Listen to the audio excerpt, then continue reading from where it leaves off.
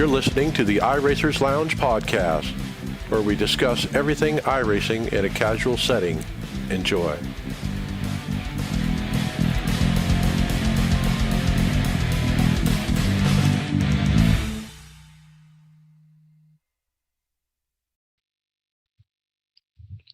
Welcome to the iRacers Lounge. I'm your host, Mike Ellis. iRacers Lounge is a podcast for the iRacer, where we talk all things iRacing in a casual setting. Joining me are the usual characters, Brian McCubbin. Hey everyone, happy summer. It's hot. David Hall. I have AC. You'll probably hear my fan, Donnie Spiker. Good afternoon, everyone. And I was going to ask, is it unseasonably cool where you guys are? It is where I am. Cool. Yeah, it's like 70s here, maybe 80s. I don't get it. Did you just ask somebody from Canada if it's unseasonably cool somewhere? You don't count. Hey, Greg. But you do count. What's up, guys? Hey, welcome. Happy anniversary, Greg. Thank you. And also joining us, special guest, Lawrence from Sim Coaches. And he's still working on his configuration. Oh, there he is. What's up, guys? Still trying to get it all working. I'm sorry. Yeah, because Hey, you're welcome. Do you have speakers? Yeah. Is it coming through? It is. Okay, let me try something. Mute Discord. Can you still hear me right now? Oh yeah, totally. Yeah. Yeah, I can hear you now. Welcome. There we go. All right, so start over with Lawrence, and I'll try to remember to cut that out. Uh-oh. Okay. We still have an echo. Yeah, anytime he's talking, we're going to have to be careful not to talk. Okay, so here we go.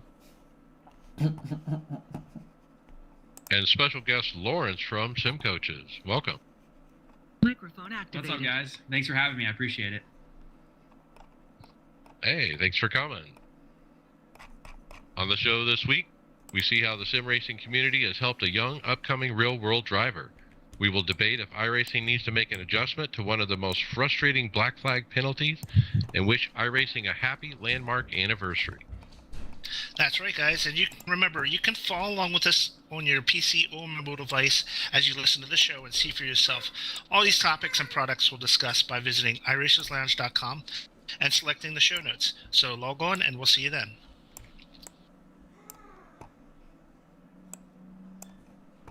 All right, Lawrence, it's been a long time. We've been trying to get you on. You've been a sponsor of this show, and you've been a friend to the podcast for quite some time, all starting with David when he got your hydraulic pedals, and that's really your baby, isn't it, the hydraulic pedals?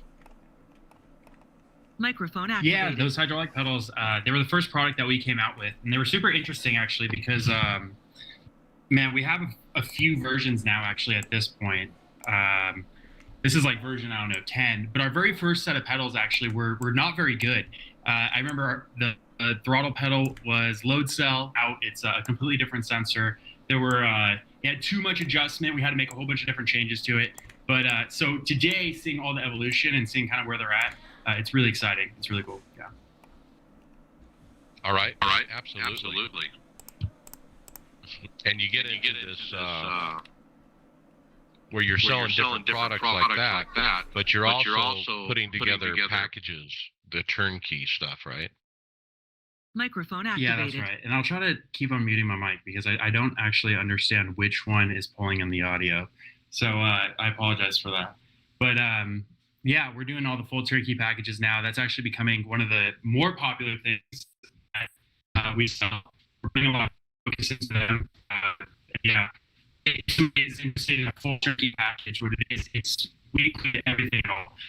The PC, the pedals, the steering wheel, the base, extra steering wheels, the screens, the thing, fully delivered, and then we actually come to your house, set the thing up, and you do training on how to use it.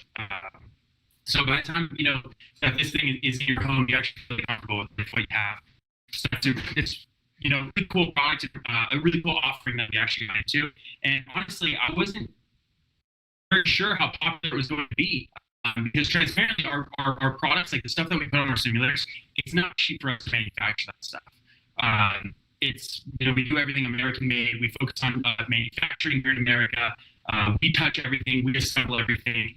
So it's not cheap in the beginning as it is in order for us to do these things. And so for us to assemble a full cockpit with all of our equipment, again, it's not cheap. So we have to make sure that we're doing things at just a higher level. We're giving our drivers things that other brands aren't doing, and making sure that we just touch everything is the way that we do that. So. All right, very good. Yeah, we actually have one of your videos later in the show where we talk about one of those turnkey rigs you're offering and what's included and all that. So we'll look at that in detail. You know what really intrigues me, Lawrence, lately are those swing out monitors mounts for the triples. For one, they're just beautiful. I mean, that bright, shiny metal really draws me in, but the idea that you can just swing it out of the way and when you want to get in and out, that's really appealing to me. Microphone Yeah, activated. those are really cool. We put a lot of effort into those because we wanted to have screens that on the side view, they were still very tight to the driver. Because one big thing that you have when you're sitting in the cockpit is what's your peripheral vision seeing? We always talk about immersion and trying to make things feel as realistic as we possibly could. But, there's a lot of cockpits out there that simply just to get in and out of it because there isn't any adjustment, the monitors have to be pretty far away from you or pretty, big angle. And so because of that, your peripheral vision sees everything that's inside the room. And we were aware of that. So we wanted to engineer monitor mounts that, number one, were onto the cockpit, so it was also nice and clean. But number two, we wanted to make sure that we can get them nice and close to the driver. And when you got in and out, you were still able to do it comfortably. And the only way that made sense was actually putting it on a swing arm mount. So we did that with a really a big shoulder bolt, and it has again kind of what you would figure a swing arm looks like. It opens and closes unless you get really tight. So when you're sitting in the cockpit, you are literally only seeing track from your vision on the side. If you do look, your vertical vision, then that's when you see, above the monitors. But that's where we'll have maybe a fourth one. We haven't gotten there. We don't have a fourth monitor mount, but we're trying to figure out how to integrate that because being able to have all that information on the top screen is just so valuable. So we need to figure that out. So, Lauren, what's up, man? Hey, What's up, dude? so coincidentally, me and teammate Justin were talking about your mounts today. That's I'm going to ask you today if you were selling them. But to be honest, when I went to pick up my pedals and you showed me these monitor mounts, the pedals are great. Obviously, they're great. But I would say, pound for pound, I think the monitor mounts might be very credible. Like when you mount them up, you can probably stand on them. I'm 220 pounds, and there's no give, no flex to them whatsoever. And I needed that to be able to open up, being 6'2" and how I have myself in here. I have to be able to open the monitors to get in and out. I went with a fixed seat. I don't have a slider, so to me, they're incredible. Plus, they look awesome, like Mike was saying. Microphone activated. I appreciate that. Yeah, I was actually really excited because we don't really market monitor mounts because there's a lot of pieces to it, and every single piece of it is all built aluminum, from the arms that hold the monitor mounts to the vest mount that goes behind the actual monitor itself. It's all billet. So it's a lot of pieces. It's not a cheap kit, especially when you compare it to just what is out there in the market that it competes with. And so we didn't actually have a whole lot of them manufactured in the beginning. So we have to hold on to these. Coming up in the future, this is actually going to be a product that we will have available for people to actually purchase because it really is awesome. There's not really anything else on the market quite like it that's able to get the screens where they're positioned where they are. That allows you to swing arm and open them up in such an easy manner. So yeah, they're really cool. So do you still have the shifter in the works or in the plans? Yeah, doing a shifter is definitely one of something that we want to focus on. Where we're at right now is basically trying to get to a point where we're stable again. the last couple months were definitely kind of a weird, rocky time for some coaches, and trying just to get through that and stay alive was the first focus. Now what we're trying to do is just get to the point where we're stable. We have the trust of all the drivers again, where we were at before everything kind of started to get weird. And that's what we're focusing on. You know, once we get that, we're able to get a designer back in-house, then shifter. Getting that out is, you know, pretty important because our community made it incredibly clear that if we got a shifter out, that was a very wanted product. So yeah, we definitely want to get that out. Yeah, I'm trying to hold out to wait for him. Microphone And, activated. yeah, I know we talked about a couple of times too that you would help us with testing. So I'll hold you up on that.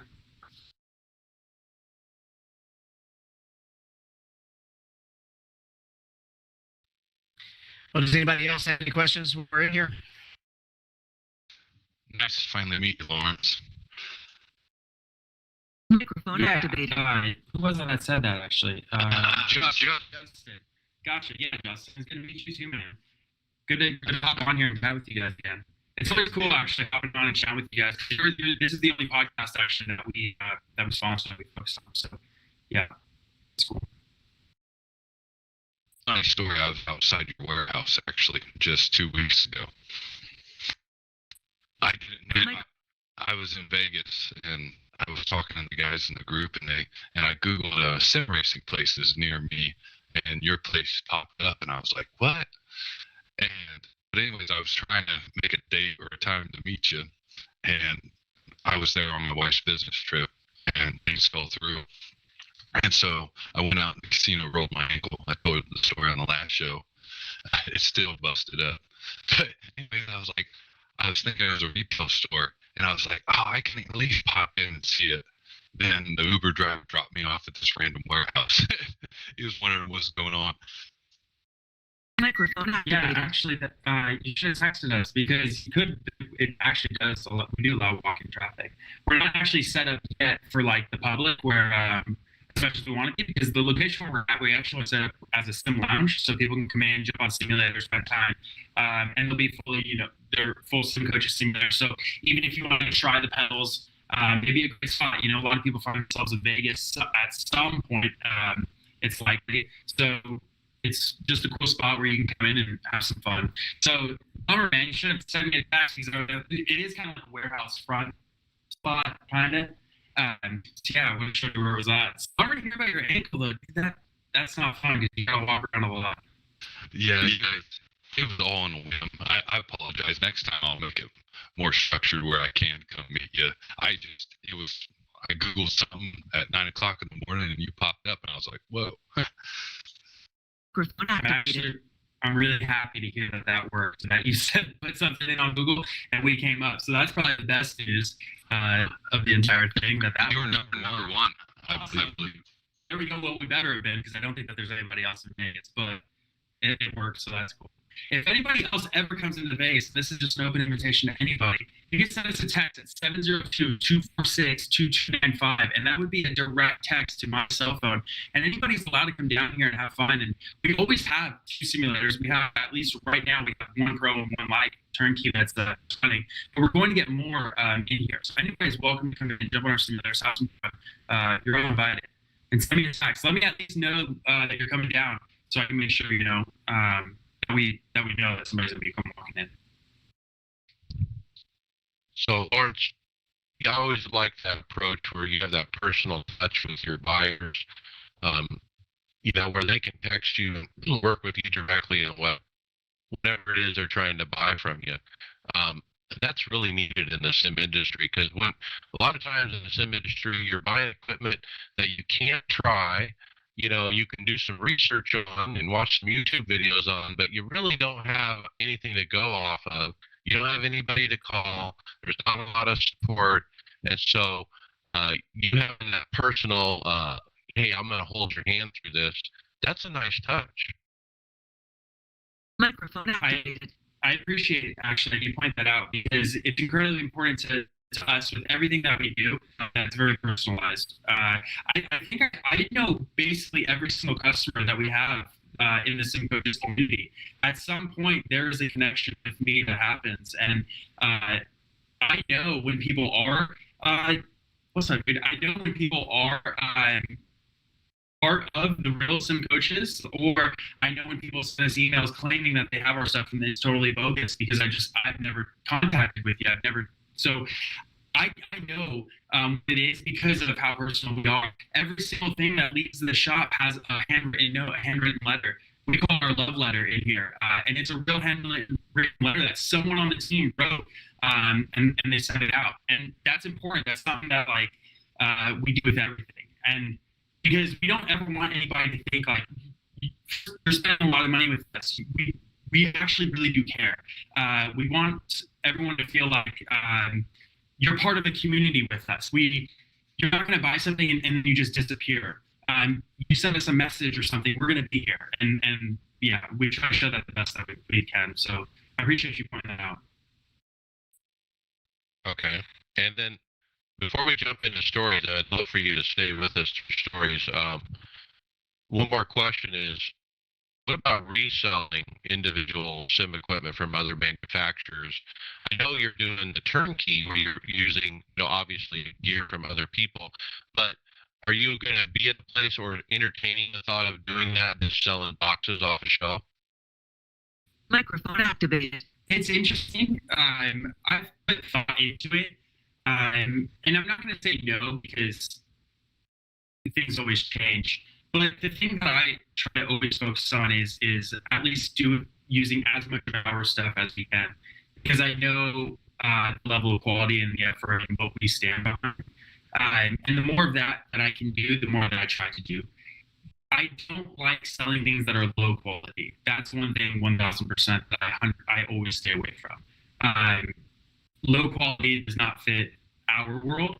So the only things I would ever find BB reselling through us is only high quality gear or things that come with a name that has definitely earned a spot there. Yeah, you got the sim labs, you got the sim cubes, that kind of stuff, right? That's exactly right. The companies that have they come with that recognition that like you're not going to buy it and that's going to be broken really soon. Yeah. I did have one more question. You in the business side, but do you still get to do some of your own sim racing? Microphone activated. Yeah, actually, I was on it. We do a lot more maybe than it seems, because we even have some days just recently where Sean and Austin are just on the simulators all day long having a blast, and they're calling me over to do laps with them and try to beat their laps. And so yeah, I'm on the simulator a lot more than what I was even, let's say, like 6 months ago or 7 months ago. And I'm finding myself on there again a lot, and it's a great break away. So sometimes you forget about that. Yeah. Any progress on the proposed league? Microphone activated. The proposed leak on the what do you mean? Yeah. You guys had mentioned in Discord a month or two ago about maybe starting a league of some kind. Microphone activated. A league. Yes. Okay. I don't have any more information on that, but yeah, that's something that I am interested in. What I need the most is just to kind of find the guys that can help me kind of put the pieces together, because I'm very ignorant in how to get one of these things going. So yeah, trying to find just the guys that are like, yeah, we just plug these in like this is kind of what I need first. Yeah. Running a league is kind of like herding cats. So yeah, have fun. Okay, we're gonna do another cut here, Lawrence. Can we try to get you to do one quick thing? Your notifications on TeamSpeak. Can you turn those off? Go to tools, and then go to Tools. options, and then go all the way down to the bottom of notifications, and I sent you a screenshot. Choose the one that says sounds are disabled on that little drop down. Microphone activated. Okay, one second, because I'm actually on a Mac, so when I go to tools, it doesn't show what you said, but it's Settings. Okay, preferences, and then notifications. I'm looking for all the way on the bottom. Got it. And then which one was it? The one that has no sounds. No sounds. Got it. Okay. Okay. Now go to the preferences and go to input. Got it. And what's it set for? I got built-in microphone. And that's what it's set on your capture device. Yeah. Okay. I don't know why it's like weird. But so what we'll just do is careful not to talk about that. Leave it now. Now we won't have your phone activated. Got it. Okay. Yeah, I apologize. You still need to mute microphone. What if I do push to talk? That would help. That's all do. Got it. A long time ago, I got punished. I wonder if we turn it down quite a bit. It's coming through software. It's not picking up stuff. Actually, it might be using internal mic. It says see more hotkeys. How do I do the push to talk? No hotkey sign. Tools or preferences. Yeah.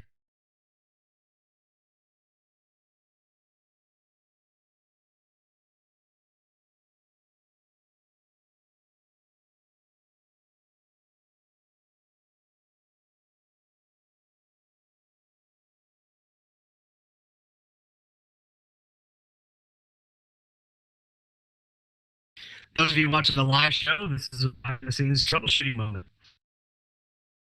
You will not hear this on the original show or on the feed. The good news is you're not just sending signal back anymore.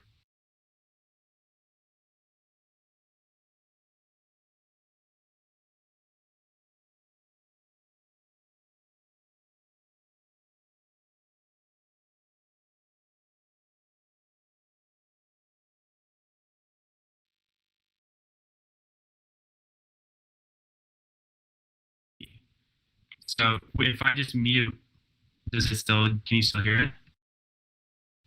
No, that works now because we're not hearing the notifications anymore. We'll just talk. Stop too. Well, no, it'll still probably echo when we talk. But just be slow and don't worry. The silence will get cut out, right? So we can just be a little bit slower anytime he's talking. Make sure he's done before you chime in on him. Activated.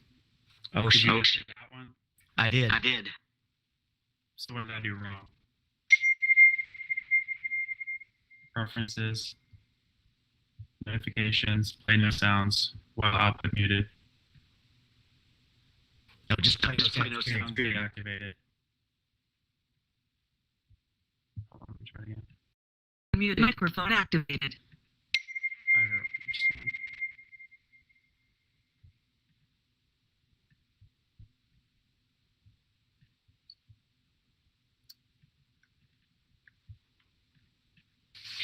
If we can't get it, we'll just mute. I'll just put a disclaimer in the show.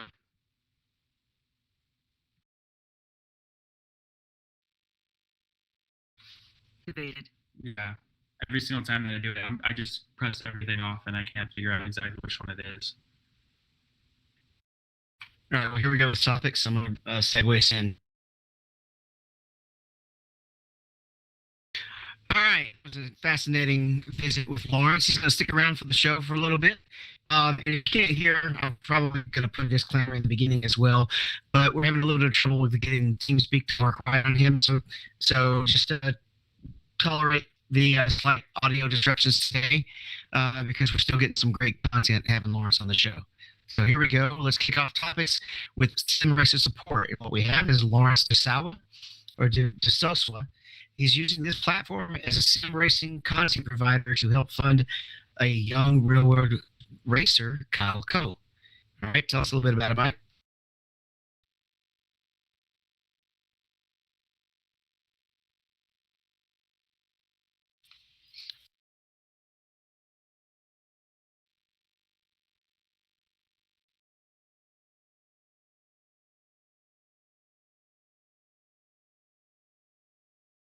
We can't hear you.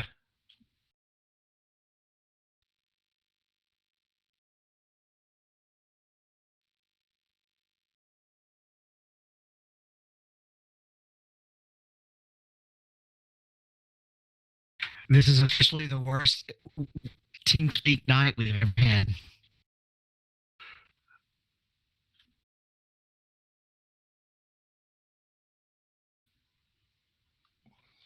Well, Yeah, Mike's working yeah. on that. There you go. Oh, you're back. All right. Yeah, Lawrence is DeSosa. I can't say his name. I would butcher it, but he does a lot of good equipment reviews on the YouTube. And he's got a nice YouTube community over there. He calls them Potato Nation. But he found on social media in his local country a young lady racing an F1000 car and was looking for some sponsorship. She needs tires. She needs fuel to be able to get through the season. And so he said, why not? He decided to throw together a little fundraiser with his community on YouTube. They came up with a GoFundMe and raised quite a bit of money, 2,660 pounds so far, 70 donations. They have a 5,000 pound goal. Then there's some neat videos of him presenting her with the information. Like she didn't even know it was happening. He was able to meet with her up at the track and tell her. And, obviously she's very gracious. And what a neat story. Yeah, Mike. If I remember correctly, he was just going into his local grocery store, and she had like a little flyer posted in the community bulletin board there, saying, "Hey, do you want to help support a young upcoming driver?" And she's like, "Yeah, well, heck, I'm into racing in the sim community." She actually has a sim rig at her home, which is very basic, and she doesn't have all the tracks that she uses in real life. So he actually built her a computer and has given her a computer and given her the funding to get all the tracks that she wants in order to get everything she needs to learn the tracks that she actually races on. So really cool of this guy to do this. Charities always is awesome, especially when it's like, unexpected like this, and she was really grateful. It's a really touching story. Well, how about it going from sim racing to real racing? The charity's going, lots of times we see it go the other way around, real racing, oh, well, chip in and get this guy a rig or something. He's, down and out. But it's kind of the other way around. We got sim racers supporting, real racing efforts. That's pretty cool.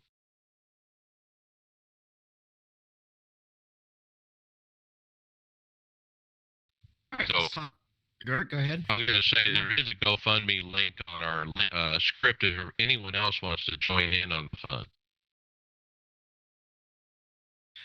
Moving on to the Tale of the Glen, and I will need to edit the description on this one because it was actually the 6 hours of the Glen that iRacing tweeted about, including the overall victory by Team Redline. Thank God it wasn't Williams Esports. So some stats we had: 7,664 drivers, 3,435 teams, 70 splits, and 1.57 million miles driven. And since they asked, how was your race? Well, we'll skip to the results real quick. In my first one, me and Tom teamed up. They piled up in the S's of Lab 1 and wiped out half of the prototypes, including me. And in the second race, I had a lap down prototype just turned right into me as I was passing him the S's. So, just the streak continues. Yeah, that sucks here, David. I plan to run this with my son, Nick, but come Friday night, he wasn't comfortable with it, and we decided not to run. I don't want to go out onto a track without being prepared and then ruin somebody's race. So I'm glad at least one of our teams here got a chance to try it out. Well, some other people that had trouble trying it out was anybody that had Comcast. Apparently, there were many issues where Comcast users were having trouble connecting to the race, are unable to use the UI or even the member site, the website. And it looked like, according to the forums, that there was a 45-minute period from about 8:45 a.m. Pacific time to 9:45 where they to 9:30 or so, where they had the issue and then it cleared up. So I don't know what the resolution was, but apparently some people were affected.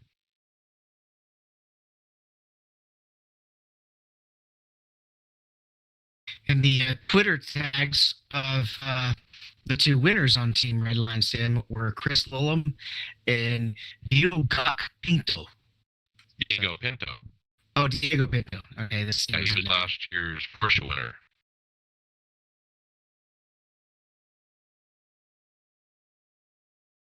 All right, this is a real life story, Donnie.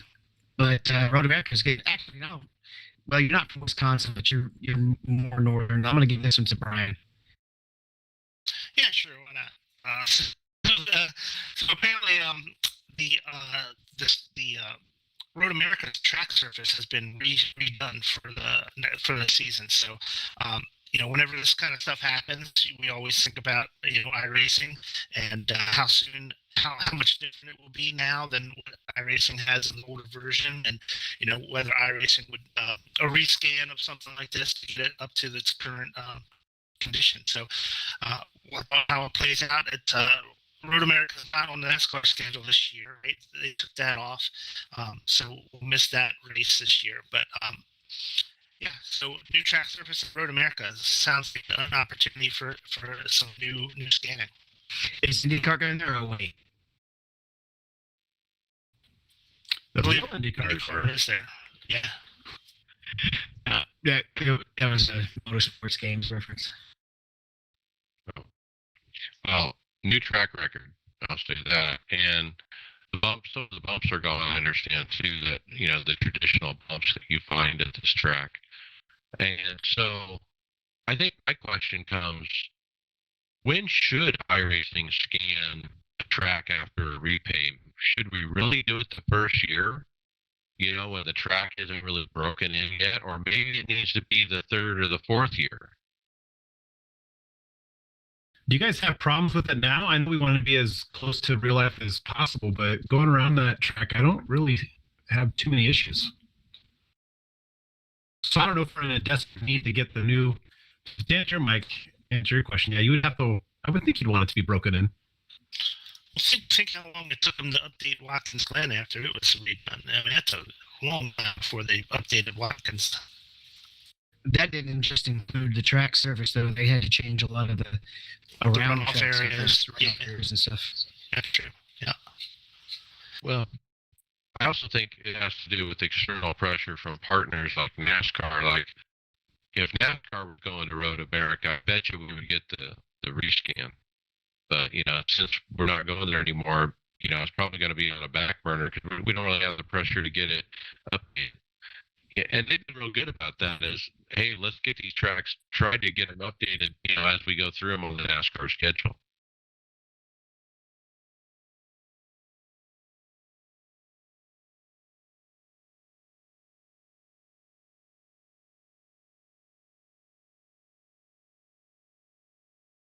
All right, Justin, thanks for a ride in Chicago. Yeah, iRacing's got an Instagram post, and it's a ride-along in the iRacing car of the new course in Chicago.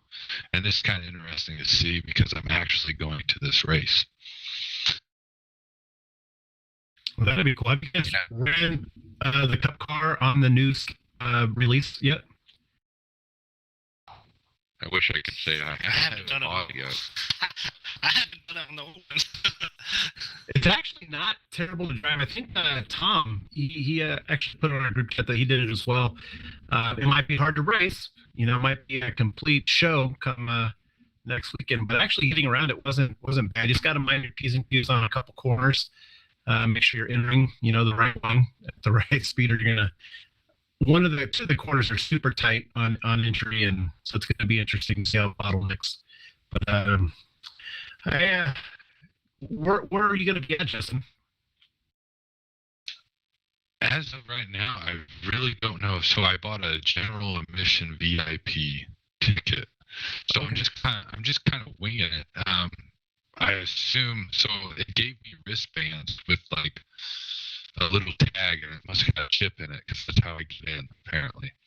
And I'm assuming there's an entryway where you cross the street and you're kind of in the middle of the track and you go around. I know one of the features was air conditioned bathrooms. My wife was excited. I know at the Daytona 24, there were no assigned seats, and even up in the grandstands, so you could just kind of roam around and pick your spot where you wanted what you wanted to watch when you wanted to watch it. So I watched the beginning and the ending of the race from the grandstands, and a lot of the middle, I was sitting in the infield. Yeah. Then on that tag too, I had to program my credit card onto it. I didn't have to, but I did, and it's my credit card. I assume there's going to be a bunch of stands with food, beer, liquor, whatever, prizes, and I thought that was neat. I've never seen that before at a NASCAR race. Cool.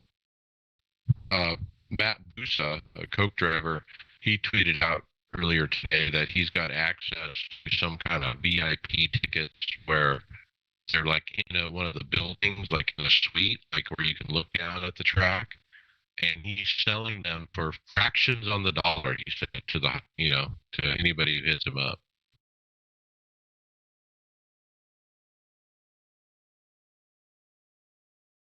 You should contact me.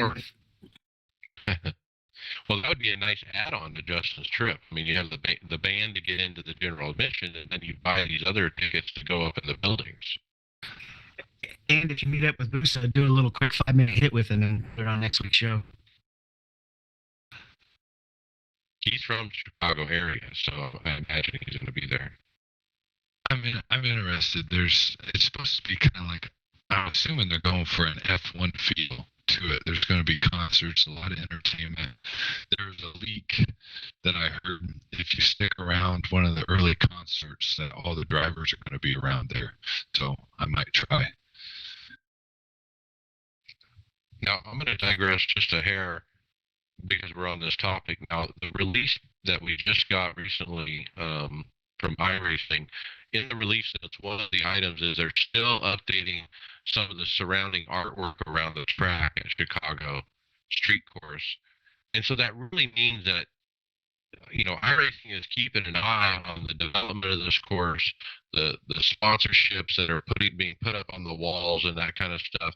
I wonder if they have somebody on the ground taking photos or something, feed those back to iRacing so they can make adjustments like this. So, when we go to drive it, it's going to be literally a carbon copy of what the Road Boys are getting. I just recently listened to a whole segment on the Dinner with iRacers podcast about building Long Beach, and it's interesting how some of the fences and stuff they literally have to put down and pick up every day, and open the streets back up overnight. So I wonder how that's going in Chicago too. Yeah, it makes sense. I mean, that's just construction everywhere. It shouldn't be too much of a task to be able to have to do that. Come race weekend, though, they probably won't be able to. So my in-laws own a security company in Chicago, and he put extra people on staff because he's afraid these cars are going to blow up the security systems and make them go off. Well, there's a video of I think it was Bill Wallace's car they had. It's just a show car, and it was like reverberating through the buildings, and it was like vibrating the window panels. So I'm curious what 36 cars is going to do. Real trimmed out race cars, so it'll be interesting. That'd be funny if some windows shattered or something. It will be fantastic. It'd be great. Would that mean we won't have to go back there again next year? Well, it'll create such a stir that they'll want it back. It's a 3-year deal. Well, Donnie, how often do you have to deal with stray dogs or cats out in your neighborhood? None, but fire extinguishers all the time. I actually used one yesterday, putting out a brake fire. I was very excited. But Zach Miller found an oddly placed fire extinguisher when checking out his paint job. So I'll do this from time to time, and it always triggers something in my brain. But when you're using the Control F12 feature and you're looking around, what photo are you going to take? And sometimes you'll go below the horizon, and then you're somehow above the horizon, and it kind of messes with me a little bit. But this guy found a fire extinguisher just randomly sitting under his pit box, about what will go maybe 6 inches under the ground. You guys ever find anything exciting? But that's fun to do, like you said, is fly around and get underneath the ground and looking up at the bottom of the ground. Isn't that supposedly a way you could tell if your car was bottoming out at one point? I'm sure you could, yeah. Well, back in Gen 6 times, I think for sure, David, they were using cameras to see to set ride heights. How low can we get the and to check it, they would get it as low as they could. Then they would get a camera on it and just look and see where it was touching the ground or not. What you could actually do is put the camera under the ground and see if the car was sitting below the ground. It would peek through.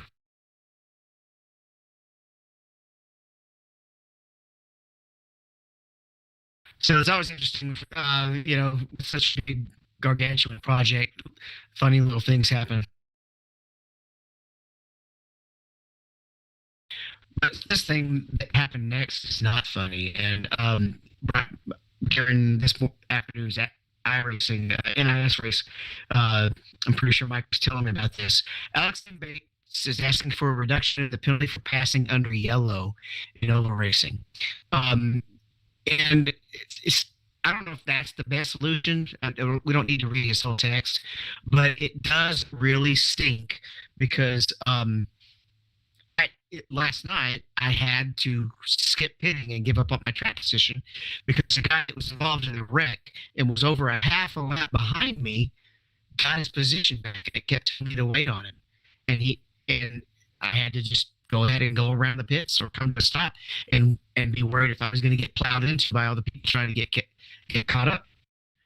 Yeah, this is one of the more aggravating penalties we got. I qualified pole for Gateway, and under the first caution, I got this penalty, and it screwed my race.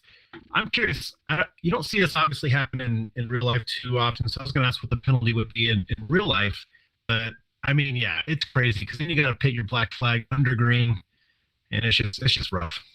I always get bit when the lap cars are pitting because they pit a lap after the lead cars, and if their car's junk and they're using that whole lap to fix their car, you gotta sit there and wait,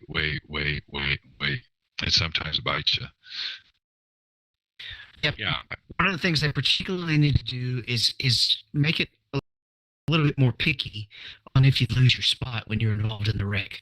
It's just giving people their spots back way too easily when they're over a half a lap down involved in the wrecks. That would really solve this part of it.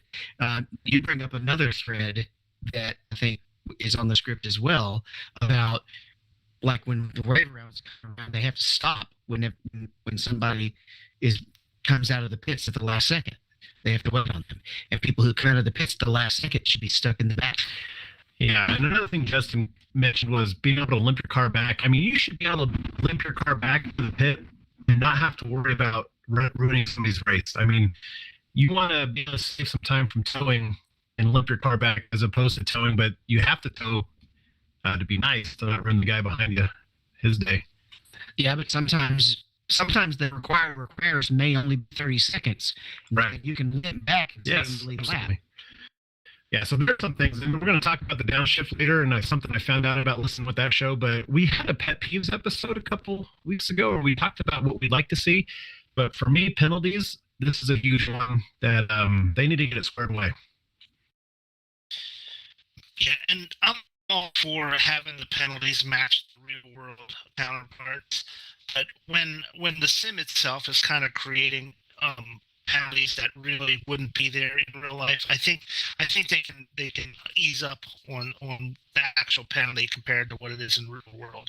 So I agree with Alex in his post. I think they should readdress these penalties unless they could do a better job of reforming the pace lines and stuff.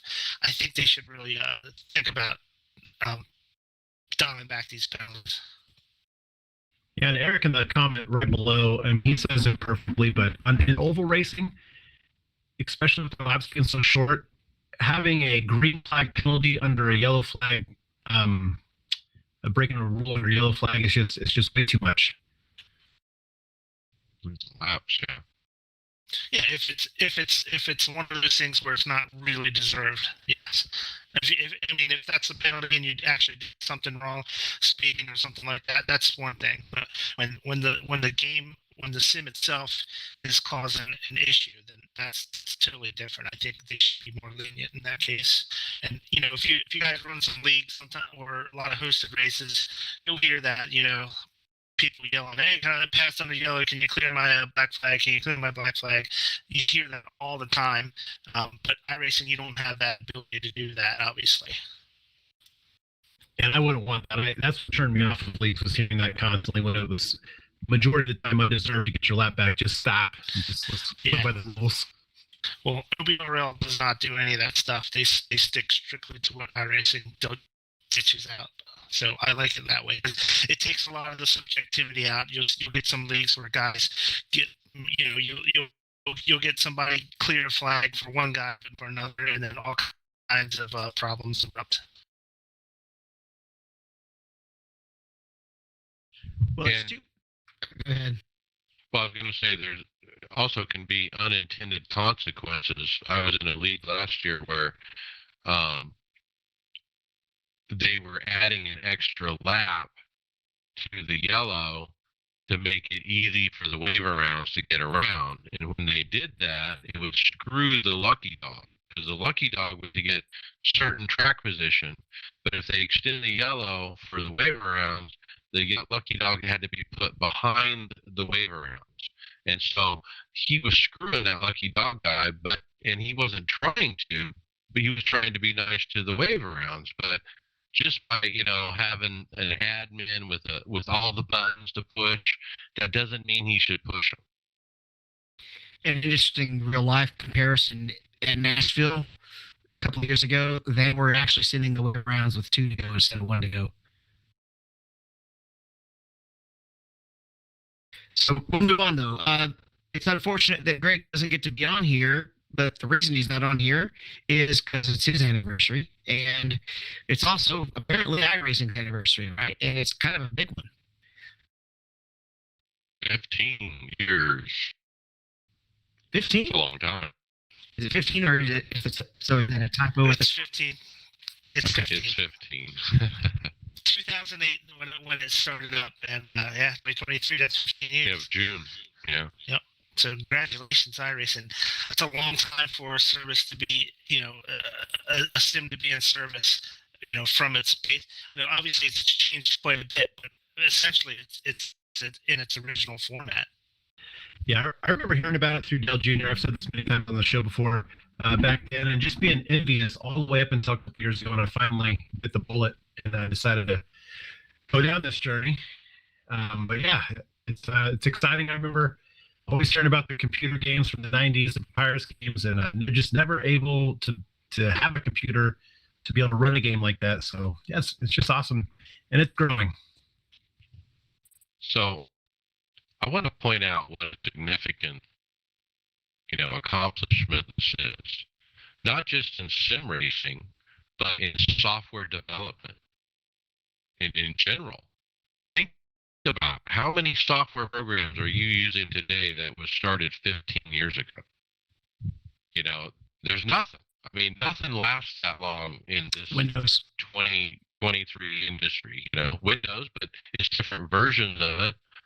But that's it. I mean, there's really nothing. So when they had their podcast, the iRacing podcast Downshift this week, they talked about this a little bit with Steve Myers, the vice president there. What an accomplishment it is. And iRacing is really thriving right now. They've never been bigger. They have all kinds of employees, more than they've ever had. They have all kinds of projects they're working on.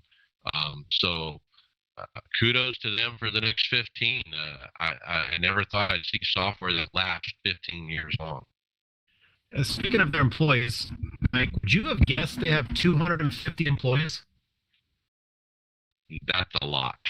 No, I didn't have any idea what that I know we like to hammer the UI, and we always like to criticize it and joke about it and whatnot, but having 250 employees, I would have assumed that UI would be bulletproof by now.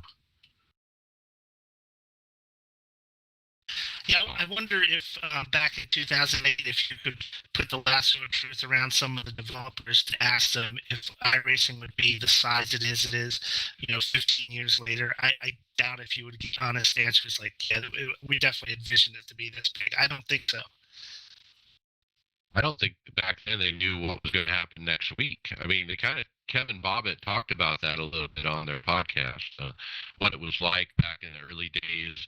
He talked about Greg Hill building the first, 10 PCs that they were going to start writing code on, and they were just methodically putting them together. They were all sitting on the floor.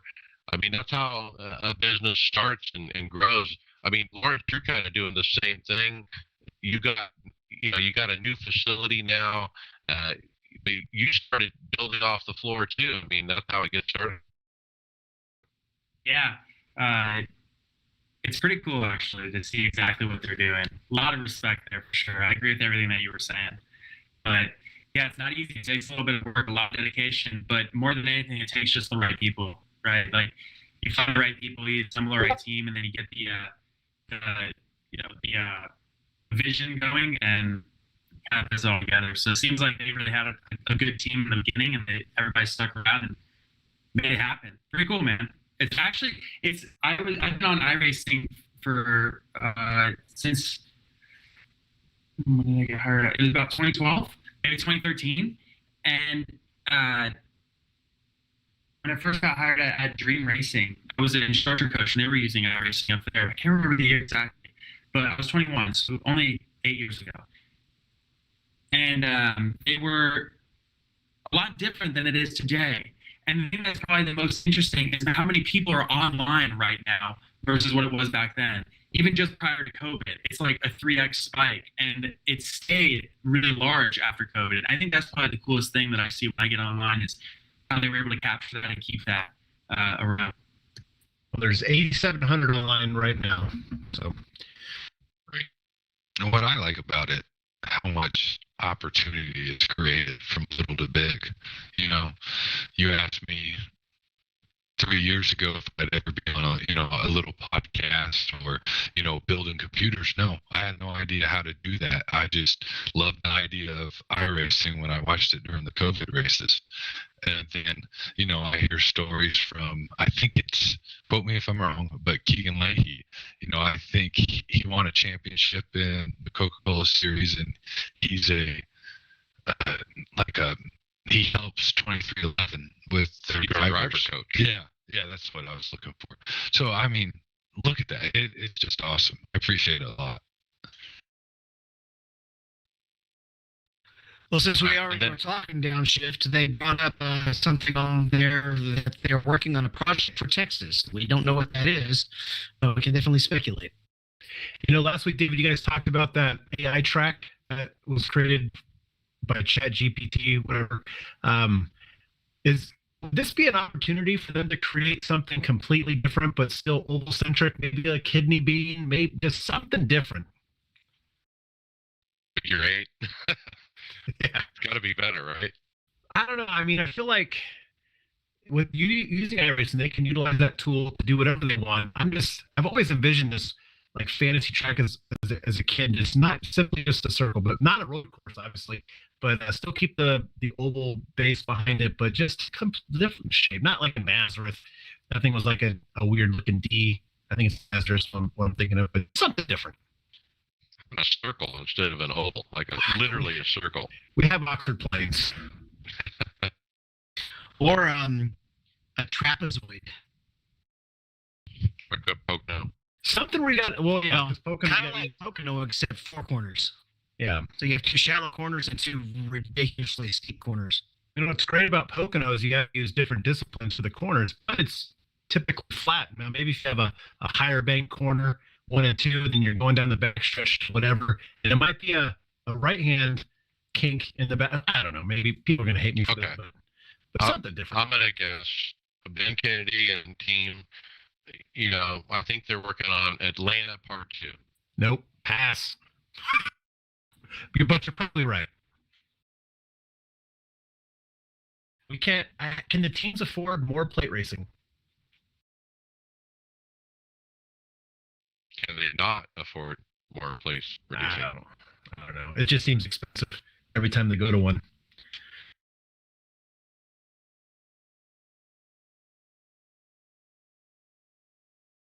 Well, I hope it's not in Atlanta, but you're probably right. That they're probably going to try to work with them on a redesign of the track. Because they have to work with those suites, and they can't really make a short track out of that if they want to keep those suites intact. Yeah, they failed with Auto Club. That didn't work. So we'll see what they do.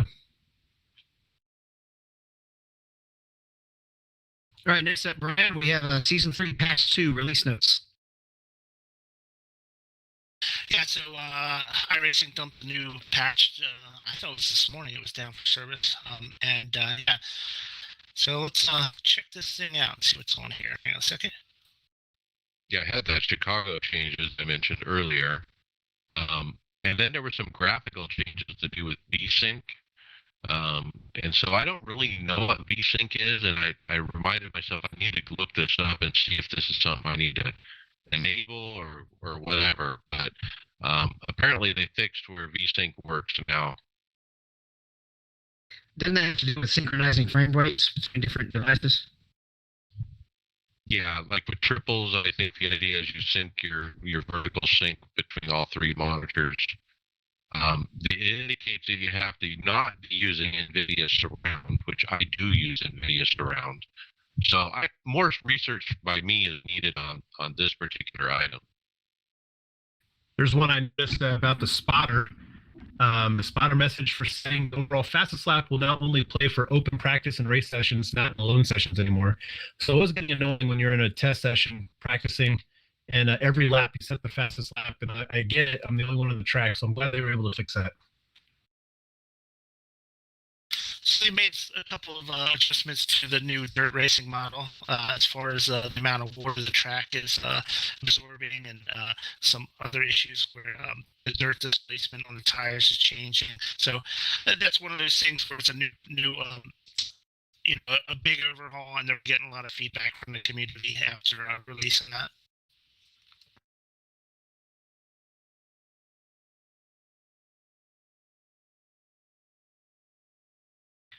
All right, Mike, more I in AI?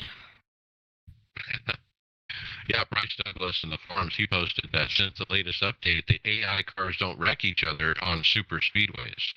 And he's tested it, and it just doesn't happen. Now, I thought it was interesting. I did run some AI last night at the Nords, the Toyota 86, trying to get ready for the Rickmeister series when that Toyota 86 week comes up. I'm trying to be ready for that. They were wrecking each other at the Nords, so yeah, maybe it's just a super speedway thing. I haven't. I've done a decent amount of AI racing, not as much on the super speedways as other tracks. But the one thing I noticed about the super speedways was, the cars seemed a little bit too perfectly lined up when you're racing. There wasn't as much swaying. So I'm wondering if that has changed at all since the AI update. Yeah, it drives me crazy. But even at the Nords, the AI, the lines are too perfect. They're too perfect. I mean, I even drag the sliders down so they're not like pros, and it's still too perfect. I mean, I can't hit the lines perfect. And if I'm racing with real people, they're not hitting the lines perfect. And some of them are, but not consistently like the AI does. So yeah, you can really tell it's AI because of the line.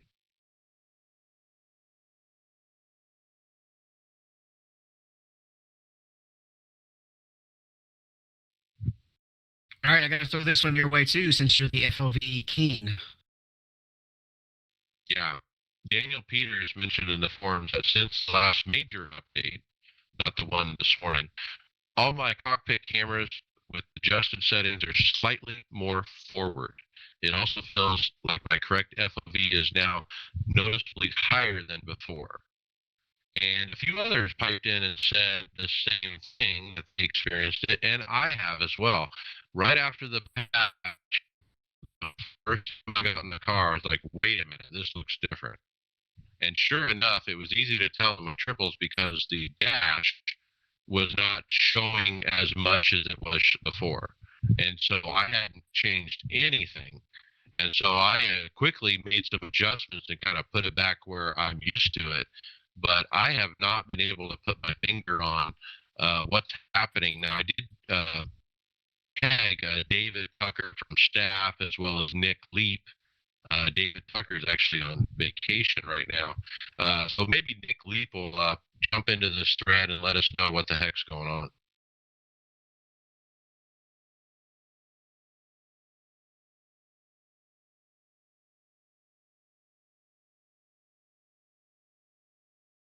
More to come there.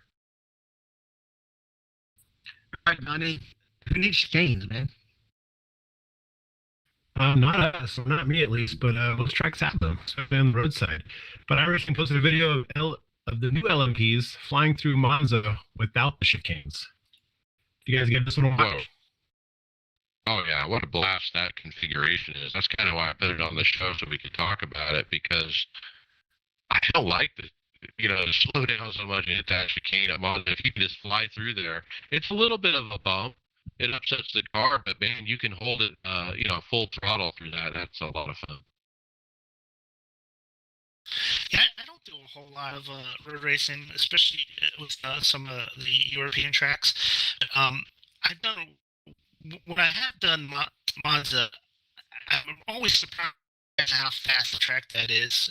Even with some of the chicanes in it, it's a fast track, and then you take them bad boys out, and you're really calling. And so in this format, you just drive right over the grass, huh? Yeah, that's the idea. Cones aren't there because there's cones there if you take the normal, Grand Prix circuit. They kind of direct you through the chicane, but they just remove those and you just fly through it.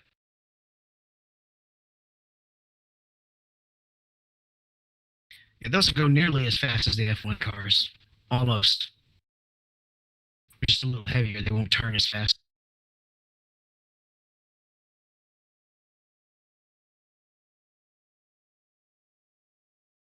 All right, moving on to off-road, Justin. Yeah, the Nitros Circus Sim Racing team tweeted, "We're bringing back the fire to the Off-Road World Championship. Pro drivers are ready to battle next week." And they got a list of their drivers. Connor Berry, Josh Edmundson, Connor Parice, I might have butchered that, Jacob Rafoss, and Keith Jeffrey. Now, Yeah, so sorry, go ahead. well, I was going to say a couple of these guys are real life Nitro Circus drivers, right? Yeah, this is for the real series. Most of those guys are returning from last season. I was able to go out to the Glen Helen race last year. Connor Daly, that's the notable one. He's joining the E series, which is their electric rally car, which in person you got to get used to because you don't hear anything other than suspension travel and dirt getting kicked up. But they're super fast. But they had reliability issues. I remember last year. Like Travis Pastrana's car, I don't think he completed one race, maybe a handful of laps. So hopefully they worked out the bugs. Leah Block will race in the next series, they call it, and then they also have a side-by-side, and usually Deegan races in that one, the dad, Brian Deegan. Okay, so these guys from Nitro Circus, they're racing in the Off-Road World Championship, which is starting this next week, I believe, on Wednesday nights. And they talked about that on the iRacing podcast as well. What part That was really fun. Yeah. They can use the trucks? Yeah, Pro 4s, right? Pro 4, yeah.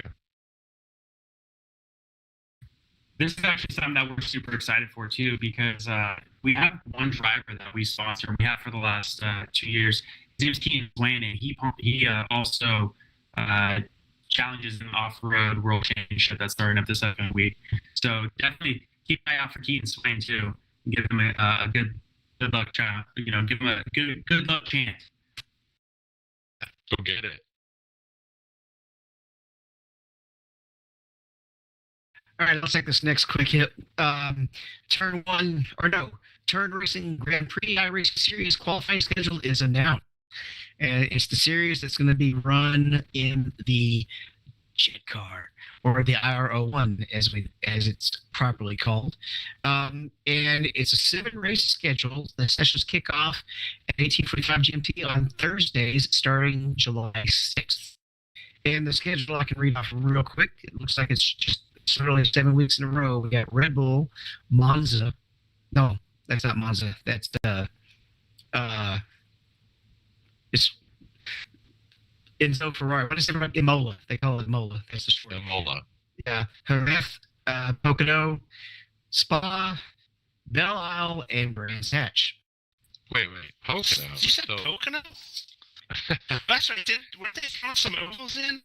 Or Well, they got one oval, Pocono, and then they got all these, F1 style or IndyCar style tracks, road courses, street course. But yeah, one oval, Pocono. Why Pocono? It is fun. Yeah, I don't know. It kind of races like the road course as far as ovals go a little bit. Doesn't it actually have a road configuration as well?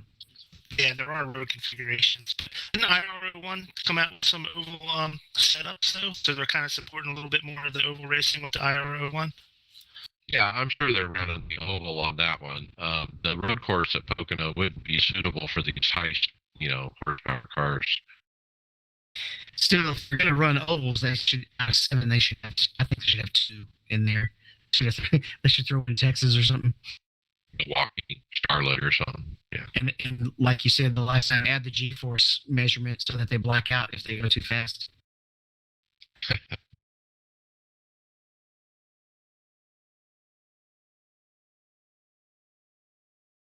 All right, what's the league we've got coming up here, Justin?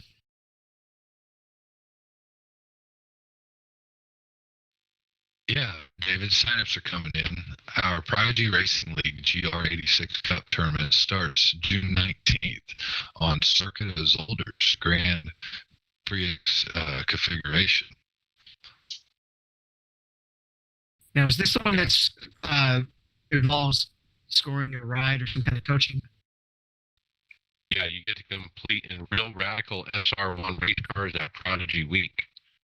15 of the top performers will get that golden ticket of motorsports, they call it.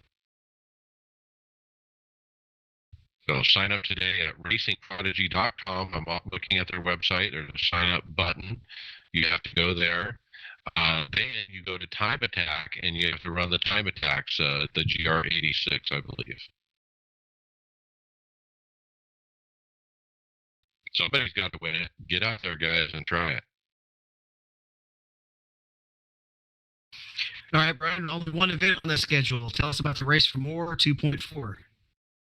Yes, so iRacing is going to be sponsoring the Race for More 2.4. It's actually a 2-hour and 24-minute charity team racing event. It's the National MS Society. It's going to be held at Road Atlanta, and the competing cars are going to be the Corvette C8R GTE, the GT4 class, and the Toyota GR8. So this is a charity race. It's going to be held in August.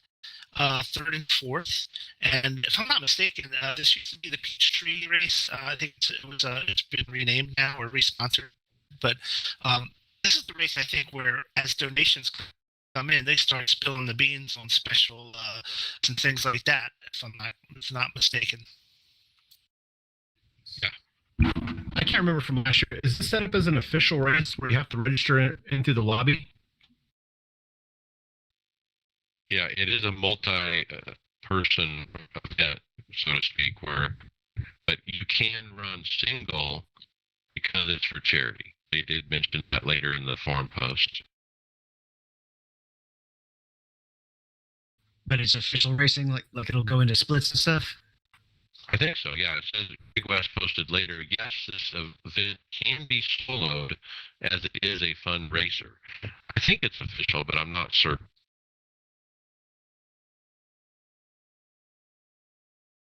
I would think so. I don't think iRacing puts these kind of things in post. So.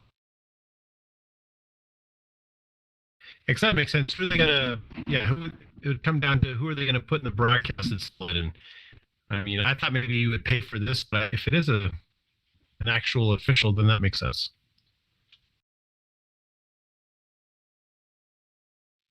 podcast housekeeping. Leave us a review on your favorite podcast platform to make it easier for more listeners to find us.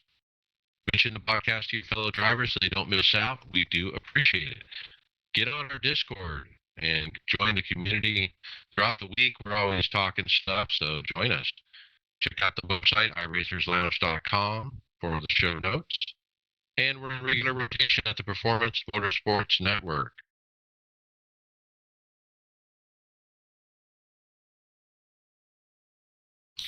Let's kick off some hardware software sponsored by Metro Ford of Chicago. And we're going to kick it off with the Pimax Crystal Review. And Brian, I'm guessing he wasn't super excited because in his title over on Listed Media, he says, I tried so hard to love this. Yeah, so this is Ford in Listed Media reviewing the Pimax Crystal new VR headset that came out. So, yeah, I watched this video, and yeah, he was just frustrated in the end. And it wasn't because it's a bad headset. The resolution on it is literally the highest that there is out there now. It's ahead of the Vero Aero. It's way ahead of even the HP Reverb. He said like the image quality is crystal clear. It's the best he's seen in any headset. No screen door effect whatsoever. The headset's a little heavy, but it's balanced okay. It's not pulling down on its face like the older Pimaxes were that had the extra wide, really heavy front face to it. And part of the reason is because these have a battery, which is different. So there's a battery that attaches to the back of the head strap. The battery is about a 4-hour long run time. So, and that has to be in whether you're plugged into your PC or not. So that's an interesting thing, and that might turn off some people who do like really long sessions, or you're worried about running, not charging your battery before a race or something. You get 2 batteries with it, and you can change them out on the fly without losing contact, without shutting your game off. But you obviously got to pause or whatever. You got to take the headset off to do it. It's not that easy to do. So yeah, what are you going to do on the Coca-Cola 6 hour, right? Yeah, that's a tough one. 6 hour, but 600. 600. Yeah, that's a 4-hour race, easy. So I think the biggest problem that Will had was, he was just having issues with the software, not running right all the time, and that was his biggest turnoff. And in the end, he kind of did not recommend it as it's a $1,600 headset, so it's not cheap. It's an inside-out tracking, so you don't need lighthouse towers or anything like that. But yeah, he just couldn't recommend it based on the price and some of the issues that he had with it. So this headset does intrigue me quite a bit because the visuals are supposed to be spectacular. But it's just a matter of whether you can put up with some of the negatives that come along with it. Some of it could be software that could fix it at a later time. That could be updates that could make it work better. But right now, he said it's just not quite right there. Why with this kind of device? Yeah, why with this kind of a device would you want to be battery dependent and not be able to run off of wall power? That's a deal breaker for me, 100%. You'd rather be tethered to an HD cord than have this heavy battery? Or at least have the option. Yes. Right. Well, the HP Reverb has a battery supply to it, right, Dave? It's got that little block with the thing you plug in. So it's got extra power coming to it out of the outside of the headset, and it doesn't affect you because it's still only one wire going to the headset. That's coming from the wall. That's not coming from a battery. No, it's what I mean. It has AC power running to the headset. Yeah. This one's only battery. I don't understand why you couldn't run it off of both, or extend the battery life by having it plugged in or to a power source as well. Yeah, and another thing he mentioned was the batteries are not easy to swap out. You know, there's little tabs you got to pinch in, push in, and he said that it's really hard to do. And he actually called the support team about it, and they said he had none of the ladies in the office here can do it. They have to have a guy come and do it for them because they weren't able to push the tabs in to get locked in. Interesting. Something they could fix again in later versions of it, but right now it's not quite right there. I get the impression he didn't like the configuration of it. It took too long to set up. The software was clunky, hard to use, and that really turned him off on it. Yeah, like I said, a lot of those software issues, and I don't think Will, for the most part, is a big fan of VR anyway. I mean, he's got this 365-inch 4K TV, so he's set. but but I think if you're a little bit more used to VR, you kind of overlook some of the things he doesn't like taking your head off to go through menus and stuff like that. Well, I don't have to take my hat off my sets to go through menus. I just use one of the hand controllers that basically have a floating desktop and can do everything I want. In fact, when I'm racing, I literally have my other monitor with everything I run except for iRacing that I can tab between during cautions or in a practice when I'm looking at Stand Analyzer to see how one set compares to another. I never have to take the headset off for any of that. Yeah, so basically that's why he's just frustrated, because the visuals are so good. He wanted this thing to work better, and it did. Maybe it'll get there in future releases, but right now he just not into it. All right, buddy, next up, let's talk SimMagic Alpha. We've got a wheelbase review. Lawrence, we talked about him earlier. Du Soswa, I don't know if we ever get that right, reviews a SimMagic Alpha U, their 23 Newton meter wheelbase. And he goes over a list of things, the price, insulating the hardware, the software, the shipping, the quick release, which is nice. It's an NRG quick release. They make a really nice ball bearing quick release. So that's always a pet peeve when it comes to these wheelbases. Are they proprietary? What kind of quick release system do they have? But this is a really good one. And then he goes over all the wheels. And overall, he likes it. He says the software is pretty simplistic to use with SimMagic. And the looks of it alone looks similar to SimuCube with the actual industrial look to the wheelbase itself. But I don't know what you guys think. It's so long. it looks like the SimuCube Ultimate. It's the way it looks because of how long it is, but well, it's not it is a 23. Yeah.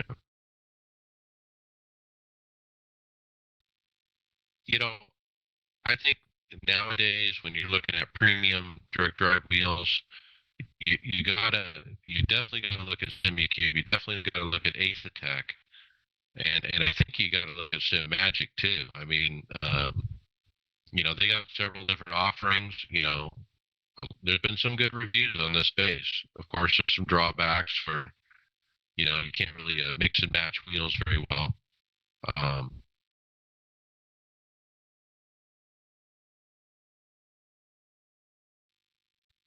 Our friend Tony Groves, he bought a SimMagic, not this one, but the lower one.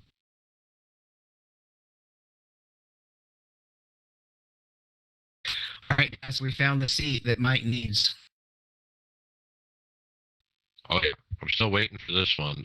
Every time we see it out there, I want to talk about it because it's called the Eau Rouge Cold Fusion C1 seat, and it basically cools you as you're racing with their new cooling technology. I'm curious how well it will work. I know we've seen reviews on it. I'm more worried about the lumbar area and below when you're just sitting in a stagnant seat for hours upon hours. So I don't know. I think this was like $100 last time we looked at it, but I'm curious on It's overseas, so you got to get it shipped over here. But Do you see those two little pillows kind of on Yeah. the side? Mhm. Those are usually movable. You basically put them where you need to, because I actually have those on mine, and I have them a little bit lower because and and a little bit more inside. I don't know if those are movable, but they are on my Sparko seat. yeah, I've got it. See where the seatbelt flat belt would go in. I've thought about putting hoses in there to kind of get some air movement in there. But that is my only complaint with my rig is the lower back swamp that you accrue. I just keep my room cool enough. 'Cause, yeah, we have this thing called the AC here, and it's also we also have dirt cheap electricity in Paragould. So I run it. Well, I run it, usually on 72. I don't turn it ridiculously cool, but if I keep it there, I don't get too hot. But as far as lumbar support, I remember when I used to race in the office chair, my tailbone would literally fall asleep, and I don't have that issue now in the proper racing seats. It's just the weight's more evenly distributed. And you don't get those numb spots. No idea. Swamp back. Have we not done that one already? We've done SWAS this time last year. I think Yeah, on my it's- second episode. But as the summer was starting. Donnie's right. My back gets hot in my seat. I have an NRG seat, but there's no ventilation there. I even have fans on either side of me blowing at my sides just to try to help that. And it works, but I think, a Rouge with this product, they really have solved a need. Man, we need this in America. We need an American distributor. I'd be very interested if I didn't have to pay crazy shipping for it. It's kind of sad you got to take a shower sometimes after a good, decent race you're in and you're competitive and your adrenaline's been kicking for 2 hours. Yeah, sometimes you just got to get out and take a shower.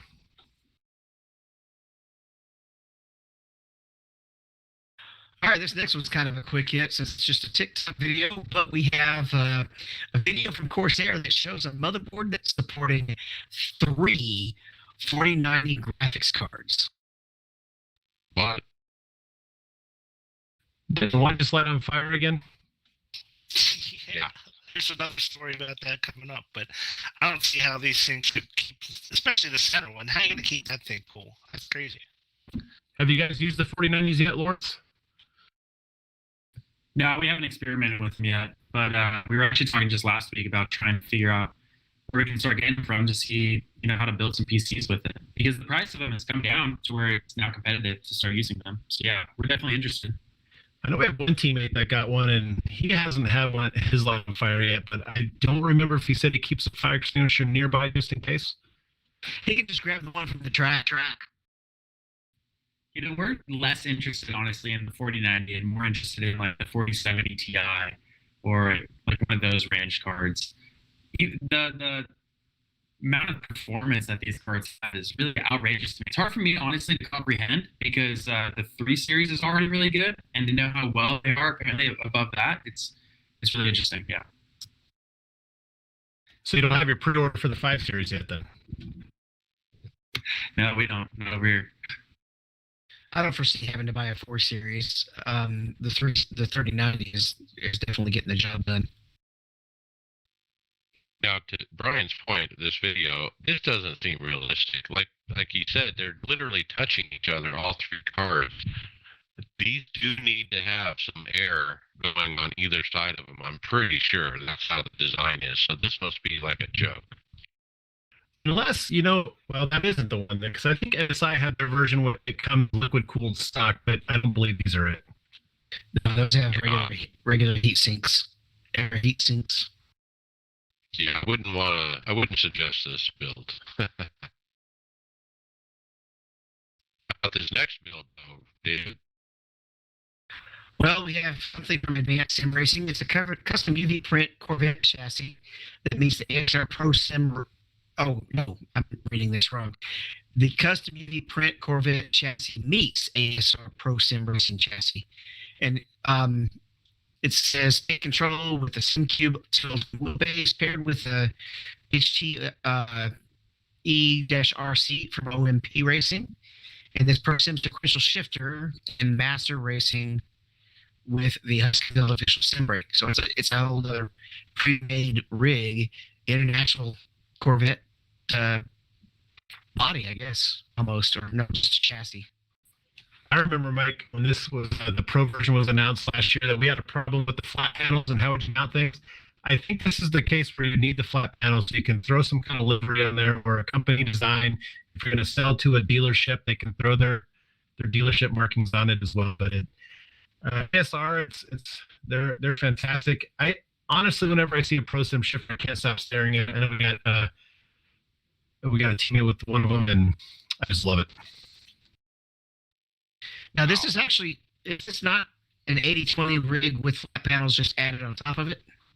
No, that's their Pro version is a smooth sided extrusion. It's supposed to be for more rigidity, even though I'm sitting on an Air 6 now, and I can't imagine it getting any more rigid than it is now. But can't you see the groove on the end of it? If you look at the very front edge. Yeah, it's flat. It's a smooth face extrusion. Yeah, they make this extrusion. I was talking to the ASR guys, and this is actually their own die and everything they're using to make this. So, yeah, they definitely have a bit invested into these chassis. Now, for you as building sim rigs, do you prefer the smooth panels, or would you want it optional, like maybe throw your own panel on top? Because now you really limit your capabilities when you make that thing solid.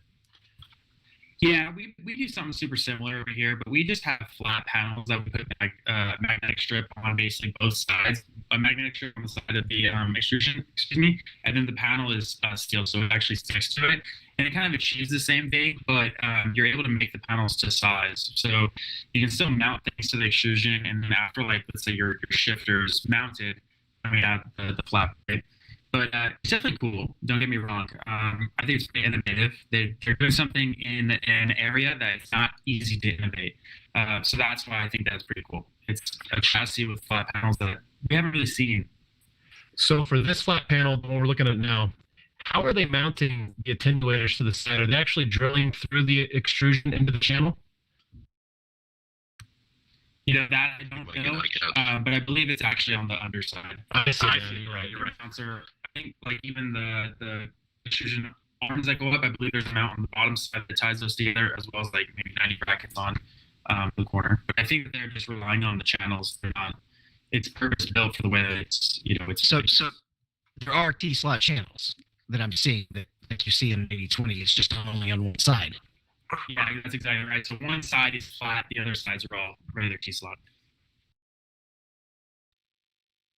That really draws me into this ASR rig is it's wider than a normal footprint rig, and that extra width I think that's what makes it pro to me. So do people actually prefer wider cockpits or more narrow? It's an interesting point. I don't think we've ever dreamt of such a thing until we saw this thing. I mean, nobody ever did it. Everyone just made their rigs as wide as the seat needs to be, and it doesn't need to be wider than the seat or the pedals. So why do it? But these guys, they added a good 6 inches or something on either side, and I think it's like that open space. It just gives more flexibility. I suppose it might depend on if you're a big guy or not, or a smaller guy, and also how much space you have. Because I like the fact that mine has a smaller footprint, and it's also easy for me to get in and out of being on the smaller size. Yeah, I'm indifferent to the size. I'm good with what I have. Being bigger would be okay, but I mean, yeah, we got to put it somewhere. So. Man, that seat, OMP seat, man, it's expensive. All really good bits on this rig too, and then it matches up with his Corvette, his real car, the paint job. Pretty neat look. I like it when people do the color coordinate. Hey, let's go for a theme. Let's go for a color or something, and make it just not this normal drab black.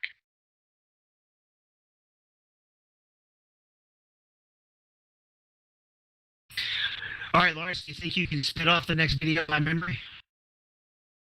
Yeah, sure. We released a new YouTube video talking about our entry level $1,000 simulator. It goes over our light turnkey offering, which is a really exciting offering for us because it is our entryway for novice drivers and little kids and just people to get into sim racing. It's a complete build, so it includes every single piece that a driver would need, and it shows up to your house fully assembled. One thing actually that's a slight lie because if you get 3 monitors on it or even a 49, it doesn't fit through the doorway. So door screens, like side ones, have to get put on. But we fly out to your house, we do that, and we train you on it. And yeah, it's really exciting. What we've been able to do with our turnkey cockpits and the amount of interest actually that it's generated through sim coaches is equally as interesting for us because we didn't necessarily think that it was going to be something that was as popular as it is, but a ton of emails, a ton of calls about people that are just simply looking for something that is already done for them. They don't have to do the research and try to figure out, is this compatible with this? And how do I get a PC working well with the monitors? There's none of those questions. Everything is done for you. It's all they get to work out. Shows up to your house. You come home and jump on and play. And it's easy to get in and out of with those swing open side mounts, right? Yeah, those monitor arms are just awesome. Being able to get that really tight to your side of your face, while being able to then open it up and get out of the cockpit is really just a nice piece. Can you swap out the feet for casters? It's so funny that you asked that because that's literally the most common question that we get. And yeah, the feet can be swapped out right where a foot is at, caster wheel goes up, and then you can move the thing around. We were able to basically tie all the wires to the chassis itself, and then one wire, just one plug, comes out of the chassis. So if you ever need to move this thing, you pull your one plug out of the wall, everything is tied to the chassis, the cockpit's on casters, and you just roll it where it needs to be. Set it there, plug it back on the wall, and you're good to go. Mine is. I can't tell you what a relief that is to be able to clean the floor underneath of it. Appease the wife a little bit, run the vacuum, mop the floor, whatever it is. The caster wheels are just an outstanding feature for sure. Lawrence, one thing, when I'm looking at this that came up in my mind is when you're setting this up for a customer, one of these turnkeys, how much are you actually setting it up? Are you literally racing on it before you ship it? Yeah, so we actually do literally A to Z. We're going to download iRacing. We're going to get the tracks installed on it. All the software, so any software that's needed, SimHub, anything is already installed. We test it, make sure that the thing completely works. It shows up at your house. It's ready to go.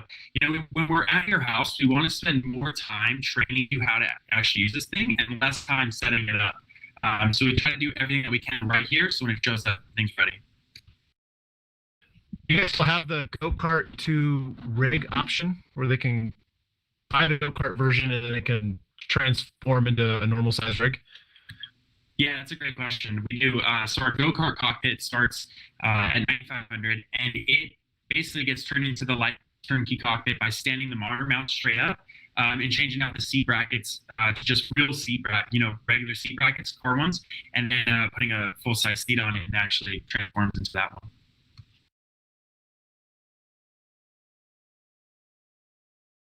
It's always really neat to actually have the guy with the video and the hardware come onto the show and talk. So I'm glad you've been able to stick around. I think it's a podcast first.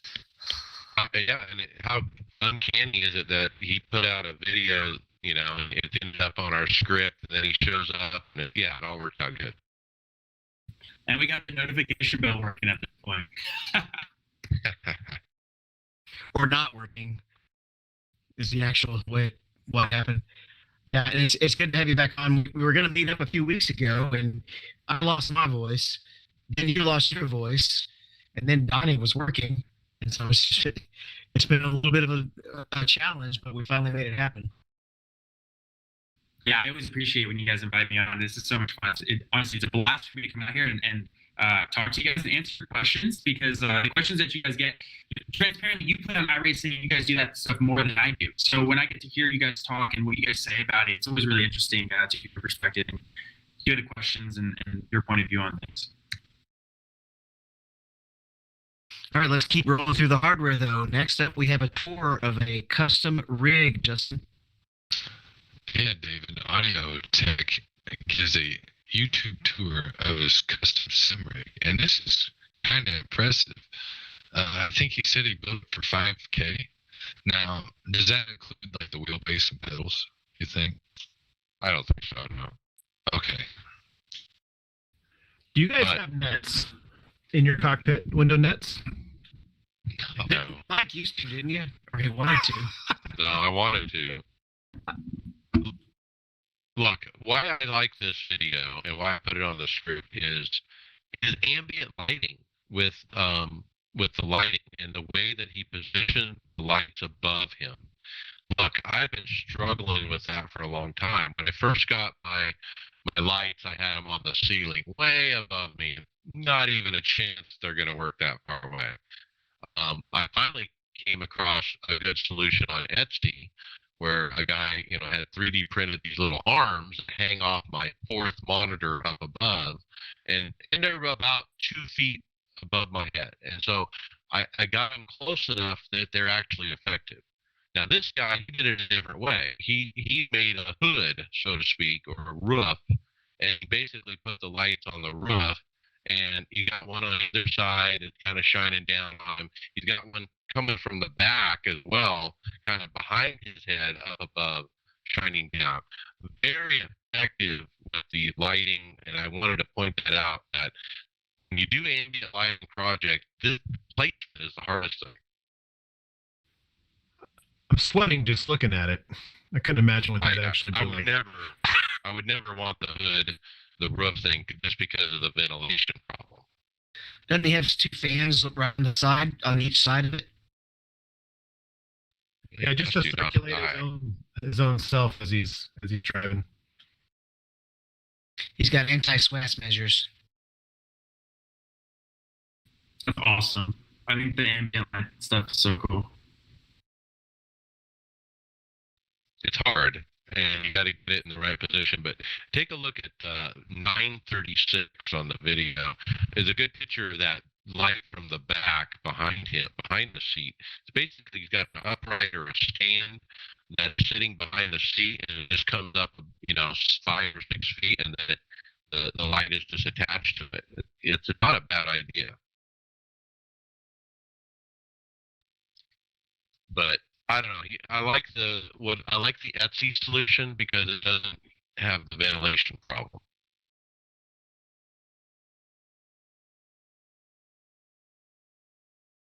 All right, next up, Brian, we've got a video from Invicta featuring the Acetec Sim Sports, or no, I'm saying this backwards again. We've got one from Acetec Sim Sports featuring the Invicta quick release. Yeah, this is just a YouTube video with the owner of Acetec on there who goes over his new quick release system. So very solid looking release system. I think the older ones was still pretty good, but yeah. So just the introduction video shows a little bit how it's made and how it works. Really cool. This is huge, guys. I mean, if this is why I wouldn't have told my best friend to buy an Invicta wheel, because these things weren't out yet. Okay, this was the missing component that they haven't really put out. Now, we saw them at the Sim Racing Expo. We knew they were coming. In this video, he details why they're late coming. He bought a CNC machine from Korea. It literally arrived the day he made this video. They programmed it and started cutting these quick releases on the CNC machine. He's got a special machine that basically will take where they drill out one side of it, and then it'll turn it around and stick it into the other part of the machine to drill out the other side. So there's no human interaction as far as finishing out the product on the CNC machine. The product is going to include 3 different lengths of quick releases. When you a short one, a medium, and a long, basically. So you don't have to buy an extension, kind of like what I did. You can decide to just mount the longer extension as part of your quick release. The other beauty about this is the electronics part of it. They basically got a USB connection built into it so that you can literally take any wheel that had a, outputs to a USB and either, plug it into the little USB or even hardwire it in so it's permanent to make it where it's compatible with their base. And that's got to be probably the smartest feature I've heard in a long time, so you don't have to run it all the way over to your computer. Right. So in this video, he's holding an Asher wheel that has a coiled cable that screws on. He basically coils the cable up around it, and then it goes right into the middle of the QR system, or it permanently attaches.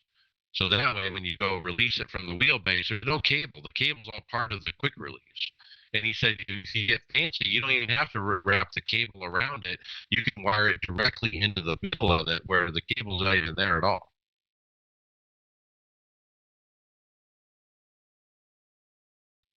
So fascinating to see.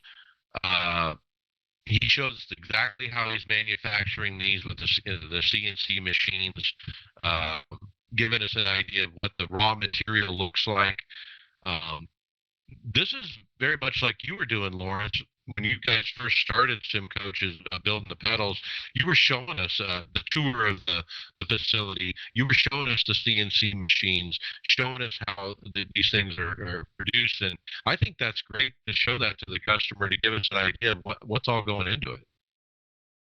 Yeah, definitely. A lot of respect that they're doing that stuff in-house because it's not easy. We'll get back to that point. We're doing our stuff back in-house again, but it's going to take a little bit of time. But super cool to see that he has a Doosan sitting right there behind him.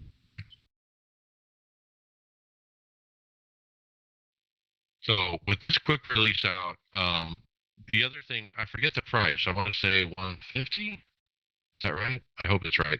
But he said there's a deal if you buy 5 or buy 4, you get a 5th one free. So if you have a bunch of wheels, you can get a deal on them at least. But this is what they were talking about at the Sim Racing Expo. Hey, pick any wheel out there and you can make it work on this wheelbase. I don't think there's a reason not to buy the Acetec Invicta system at this point, as long as these are available. And you're right, the total is 150. It shows it towards the end of the video. All right, this next one, Smoke's been in the news recently, right? If we're talking real life, but this next article, Bonnie, isn't actually about that Smoke. Yeah, Will Ford, Boosted Media, his 4090 just went up in smoke. So through TechSpot.com has an article.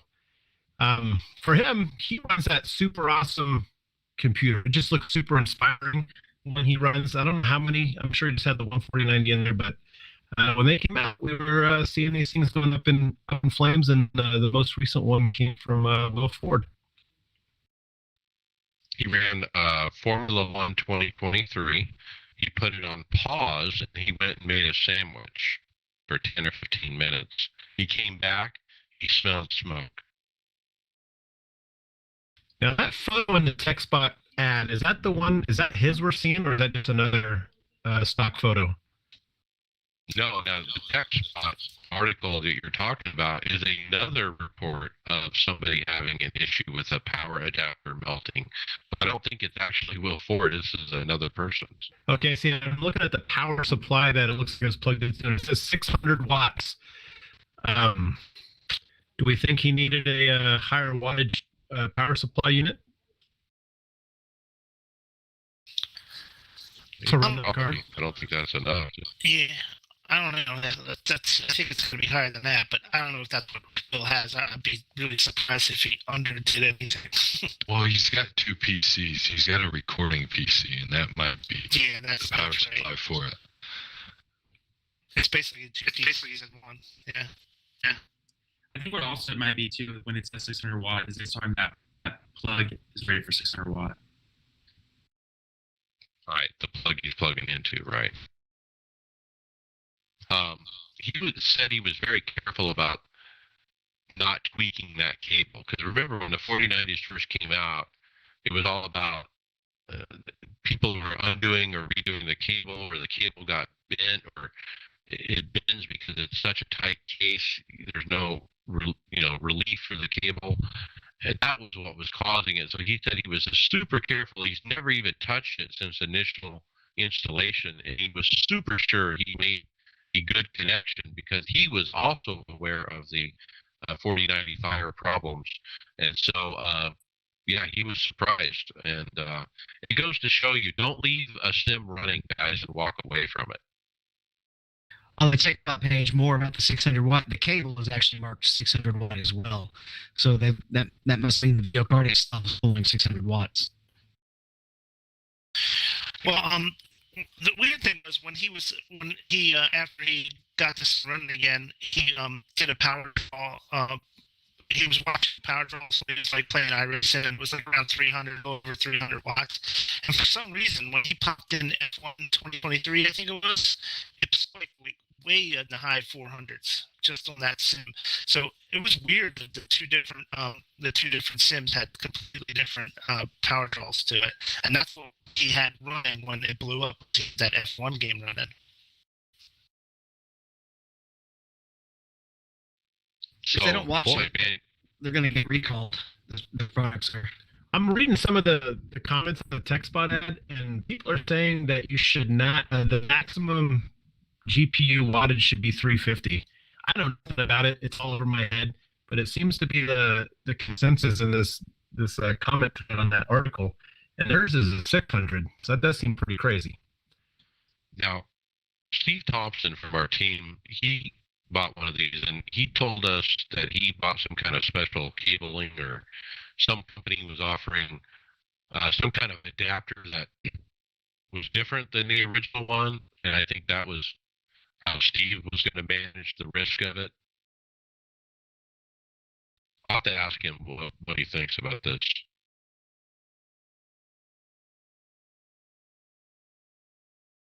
Okay, I'm going to take this next one, David, right from you. Precision Sim Engineering shows me what I'm going to spend my money on next. I mean, take my money. I love this thing. They've shown us an exclusive look at what they call their Pro Switch panel. This will become available today, June 23rd, no, tomorrow, June 23rd. You go to their Instagram, they have several different posts with photos of this thing. Now, I'm going to describe it for the audio listeners. It is a button box. It's small. It's super thin. It looks like it's 1 inch or thinner, maybe. Square kind of buttons, push buttons, very much like a Stream Deck look, but they're not like little video screens. They're actual stickers on a colored, backlit button. There's two knobs at the bottom, like a volume knobs. Very small, very straightforward. I don't see where it plugs in. The plug must come off the back. But I like the low profile. I like how thin it is. I like how they pre-labeled the buttons with the most appropriate things that you possibly want. That's always the biggest thing, is trying to decide what the buttons are. It looks like they're deciding for us what these should be. I love it. Pretty cool.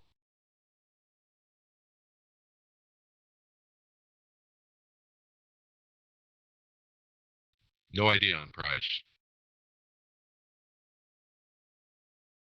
You said it, you got to buy it regardless. Yeah, I'm going to get it. I mean, I've always been wanting to get something from Precision Sim Engineering. Their products are high end, and this button box looks very high end to me.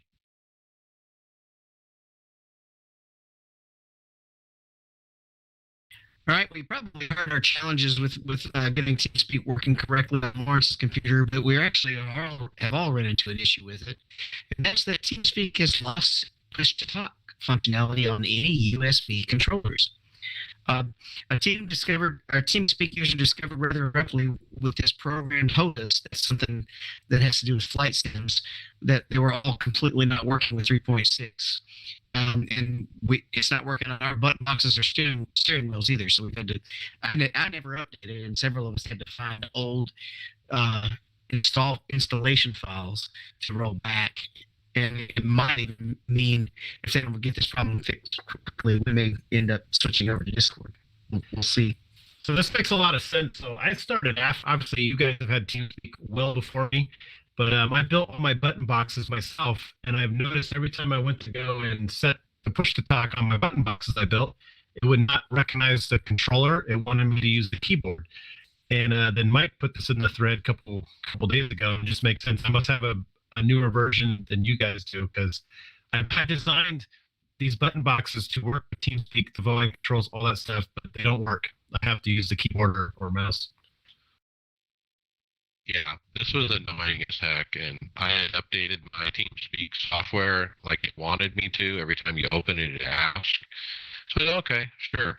And as soon as I did, push to talk no longer works. I did a quick search and found that this is a common problem with the new release. Bobby found us a link to this older software. I did post that in the group chat, and that is the fix. Just install the older software and then don't update. Now, like David said, will this force our team to move to Discord or some other service? I don't know. I mean, we record the podcast in here. We also talk during racing. You know, that's the key things we're using it for. Discord can do both of those things apparently, so we're going to entertain it. We've talked about it, but we've been on TeamSpeak from day one, so I don't know if we're ever going to change that. I'm sorry, Mike. Where did Bobby post the link? It was in our regular group chat maybe a couple days ago. I'll have to repost it if I can find it. Version 3. But you could search. Sorry, just search 3.5.6 it. is working. That's what I'm still on because I never updated it. So you literally just have to go back to the one version older. Now, is this by design, or is this just a bad software that they need to fix? It's pretty stupid if it's by design. Yeah, I would think so. The forums that I found this person who found this problem, he's had no response from what I can see about it from anybody in control over there. So who knows if they're going to fix it or what.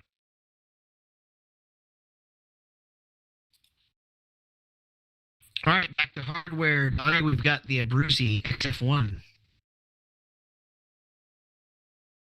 All right, so it's a Formula wheel. I'm sorry, that's the wrong. Nope, sorry one.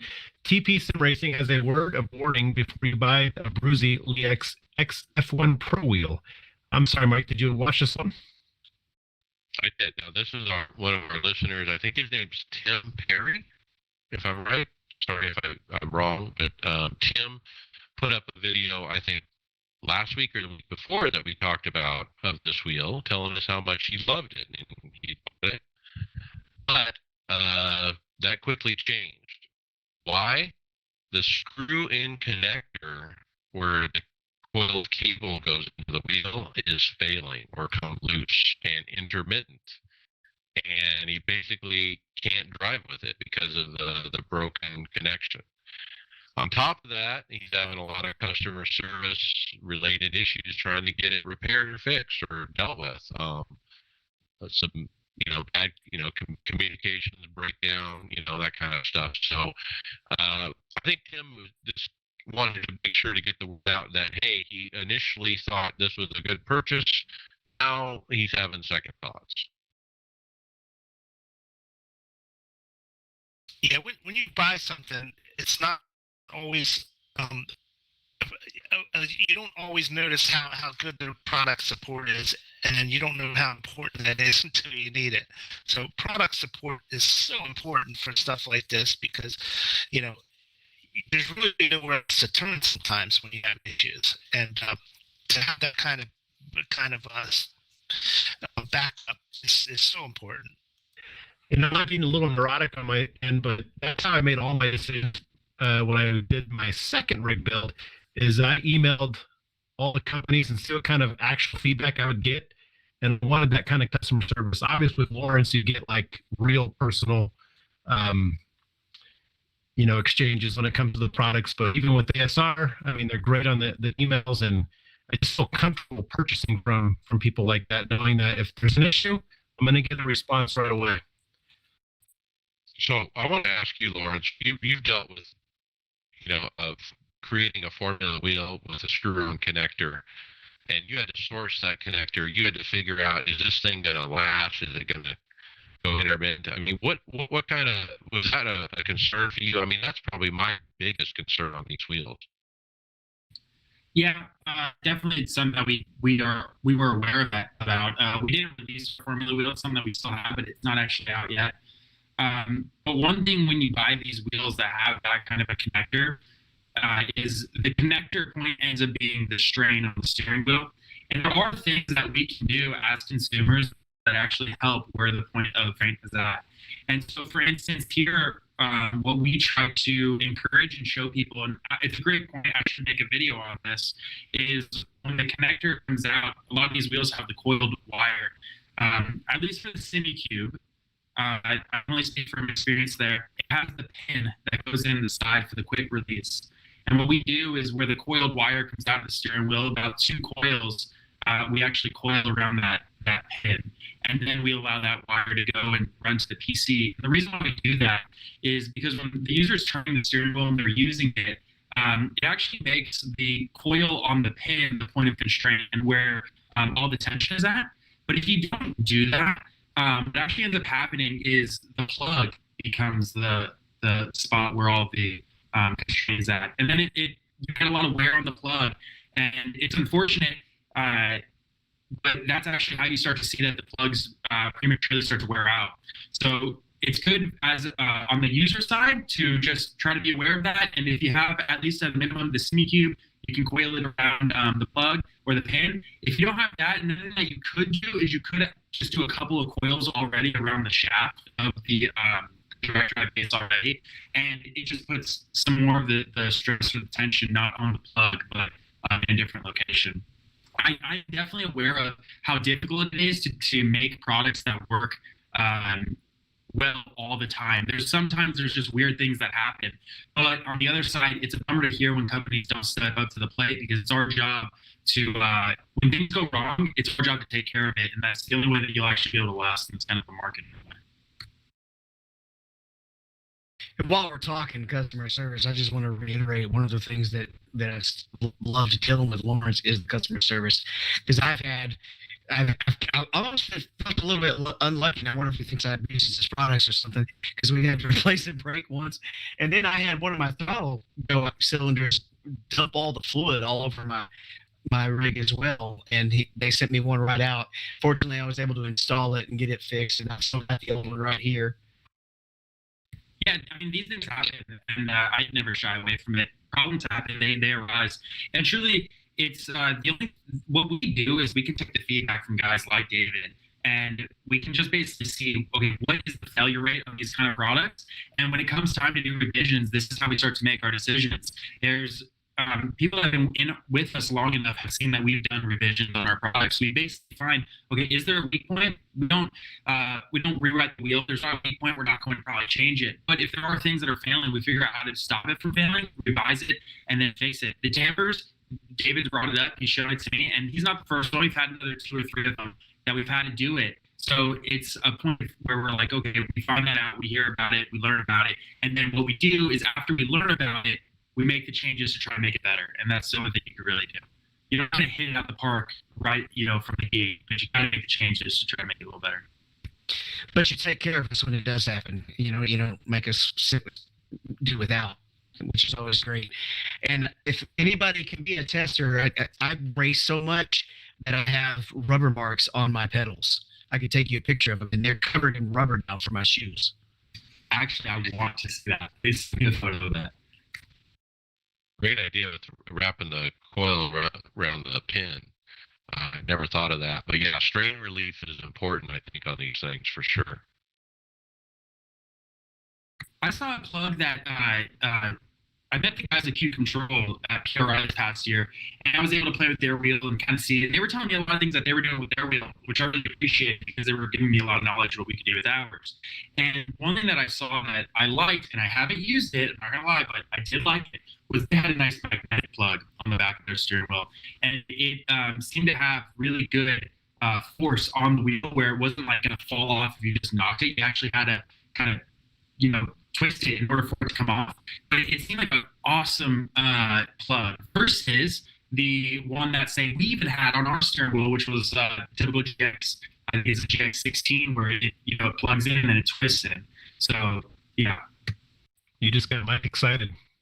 Yeah, that's the wheel I have, the Cube Controls F Pro, and that's probably the best feature is the magnetic connector, because I just slap that baby on. I really don't have a strain relief, but I don't need it. Like you said, it's so strong. I mean, if I hit a ball and that thing starts spinning the wheel, it'll spin. It'll hold on there. It won't rip off. But I've been very happy with it. That's a great connector.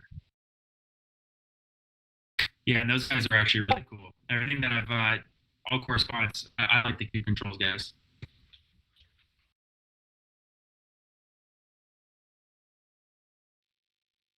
All right, let's talk results, and let's pick up after the off week at Nashville Super Speedway, NIS, NASCAR iRacing Series.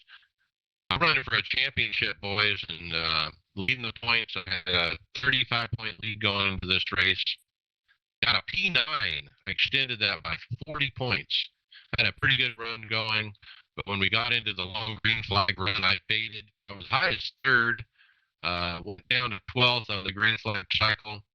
I was 12th when the cycle started, was 14th when the caution finally came out.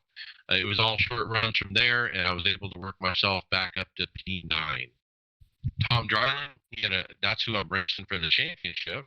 He had a drive-through penalty late for too many incidents. He went down one lap and had 16 seconds stop and go. David, that was kind of a mystery because the incident thing is a drive-through penalty. Yeah, I don't know why he had to stop. Unless it either glitched or he somehow also accidentally passed somebody under yellow or something, because he should have only had to drive through. So caution came out immediately afterwards, after he had already gotten in, and if he'd only had the drive through, he would have stayed on the lead lap. All right, you got a P12. Yeah, it should have been a top 10, possibly even pushing for top 5. I had some bad luck early. I already talked about it. I had to stop because of I had to basically wait for the second time to pit. Lost all the track position, but I had worked my way back up over some of the long runs. And then the bad luck just continued. You saw the replay.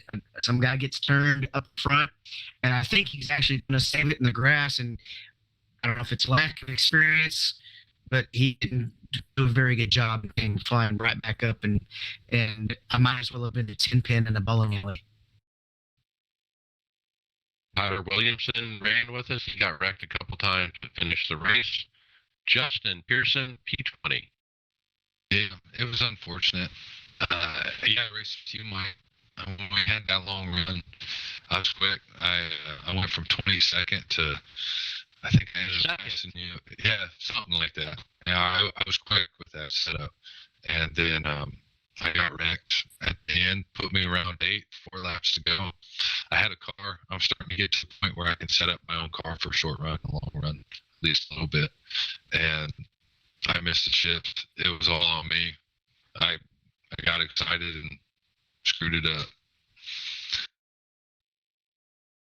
Yeah, I think I saw you on a restart and you didn't go, and everyone just split around you left and right, and I saw you in the mirror going backwards. I said there's a lot of terrible things we can do this next section. Missing a shift is, man, it hit you right in the gut.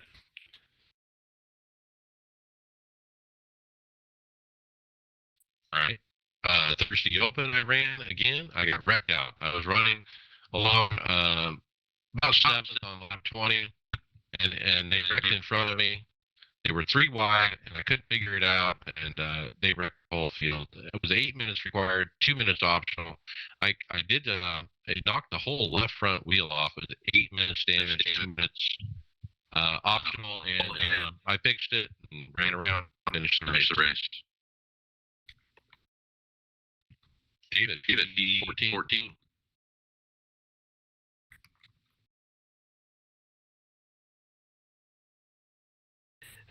Yeah, if the cautions had fell a little bit more my way, I might have done a little bit better. Lawrence, you're still muted, by the way.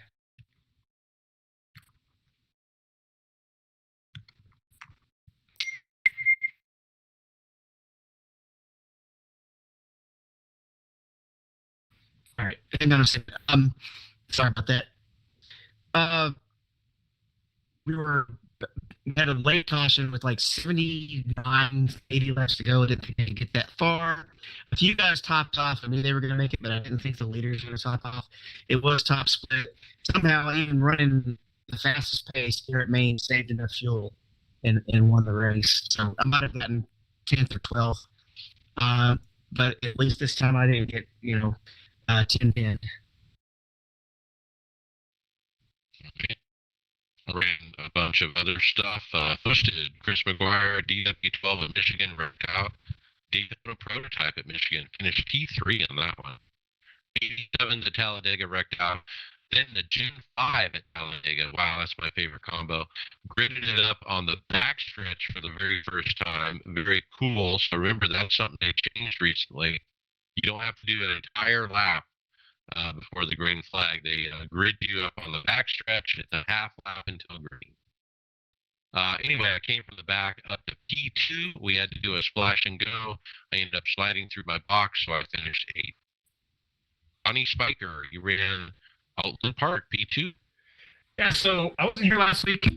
I'm committing myself to a sports car series this season just to get better at the road. So I'm running the Falcon Tire Sport Car Challenge and the GT4 fixed.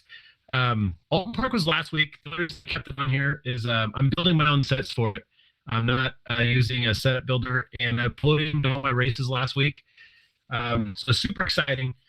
Watkins Glen is to come, and I think we have IMSA Mission Pilot Saturday morning as well. So those are going to be all the sets I built. Participated in the Ringmeister. My first laps are on that track with the GT3 Mercedes. Pretty crazy. I had an 18th, 25th, and 11th, and I wanted to try out the new dirt model, and so I got the pole at USA, won the race at the dirt street stock race. That's kind of cool. I haven't won a dirt race before. I haven't never qualified on pole either, but I don't know the difference. I don't run enough dirt to know the difference. I was faster. I don't know why. Ringmeister? Ringmeister was fun, but it was I ran in the unusual times of the day that I normally run. I usually run after 8 o'clock West Coast time, and I kind of got my feel for the people. I ran it during the day, and I had a lot of people I wasn't familiar with, but they ran it like they've never ran a race before, so they would wreck, and they would just keep rolling across the track, or they would do a lot of unsafe going. So I'm hoping it gets better going forward. All right, and then dirt street stock winner. Did I not say any of this, or was on my finger on the wrong button? Oh. Did I, David? I don't remember you talking about the dirt street stock. Well, hot day. I did? Okay, good. All right. I won that one. Qualified. Sleeping here. Well, I'm always looking ahead to see what else I need to say. So, but yeah, you're having better luck than me. All right, that brings us to final thoughts then. Brian McCubbin. Well, you skipped Watkins Glen in the official series. Well, I think you already told us your results, right? Oh, that's right. That's right. I did. So, go ahead. Final thoughts. Not a lot going on. I was out a lot last weekend. No league races, so I didn't really get much time in. But the last 2 races I was in, my iRacing has crashed on me. I changed a couple of things. I changed the cable in my headset because I know the HP Reverb headset has had issues, and it still did it. I shut down all of my peripherals, and it still did it. So I was just going step by step, find out what fixed it, and nothing did. So I did a full uninstall and reinstall iRacing. So far, knock on wood, it's working okay. So I think it was just an issue. I had something going on in the files. So got back up. Hopefully it works well. we'll be racing OBRL Sunday night again, and hopefully we won't have any more problems like that. You know, the download and install of iRacing has never been the same since we left the website. I mean, when we did a major update just recently, I think I had to like do it, like literally hit download and install like 2 or 3 times to get it to finish. Like it's never just perfect for me anyway. All right, David Hall, final thoughts. I want better luck. End of line. You need it. Donnie Spiker, final thoughts. Not much. That week off was great. A lot of road racing. Yeah, learning, building your own sets, at least for me, on the road side, it's making me learn more about the cars than I would have just, running a fix set or whatever. And then in turn, you learn more about the track because you're running lap after lap after lap. But so I'm actually excited about my progress there. Excited for Nashville. I'll probably run tomorrow night. Haven't run any laps on the track yet. My boy ran the 12 o'clock race today, and he was running top 5. So it gives me hope that it won't be terrible. Other than that, it's nice to see Lawrence on board today. We've been trying to get you in here for a couple of weeks, but looking forward to Nashville this weekend. Maybe we'll run another dirt race this weekend. Maybe we'll see how that goes. Hey, if you're winning, stack them up, man. Justin Pearson, final thoughts. I don't got too much going on. I'm excited to be back in the groove racing again. I think I attacked my sim rig for 3 weeks, at least 2, and yeah, I'm going to try to jump in the San Andreas race, try to get a good finish. All right, go get it. All right, Lawrence from Sim Coaches. Hey, thanks for coming on. What are your final thoughts? I just want to say thank you to all you guys for always supporting us. You guys really do have our back. And thanks for inviting me back on the show again. This is always kind of fun. And to the listeners and the viewers, guys that are watching this, thanks for tuning in, listening to this entire thing. Hopefully you got some value out of this. If there's anything that I can do for you, to help in any way, again, feel free to text me. Number 702-246-2295, and I'll do whatever I can to answer any of those questions and give you some help. Right, awesome. Yeah, my final thoughts. Wow, NASCAR championship, is it really within my grasp? I don't know. I mean, I've been doing this for so many years. I can't believe I'm leading the points. I can't believe I'm actually extending that lead over Tom Dreiling, who I know is faster than me, who I know has a higher rating than me, and he's gonna get some luck here. But man, I'm gonna keep padding it for all I can, and I'm gonna dig. So hey, if you see me on the track, I'll see you later.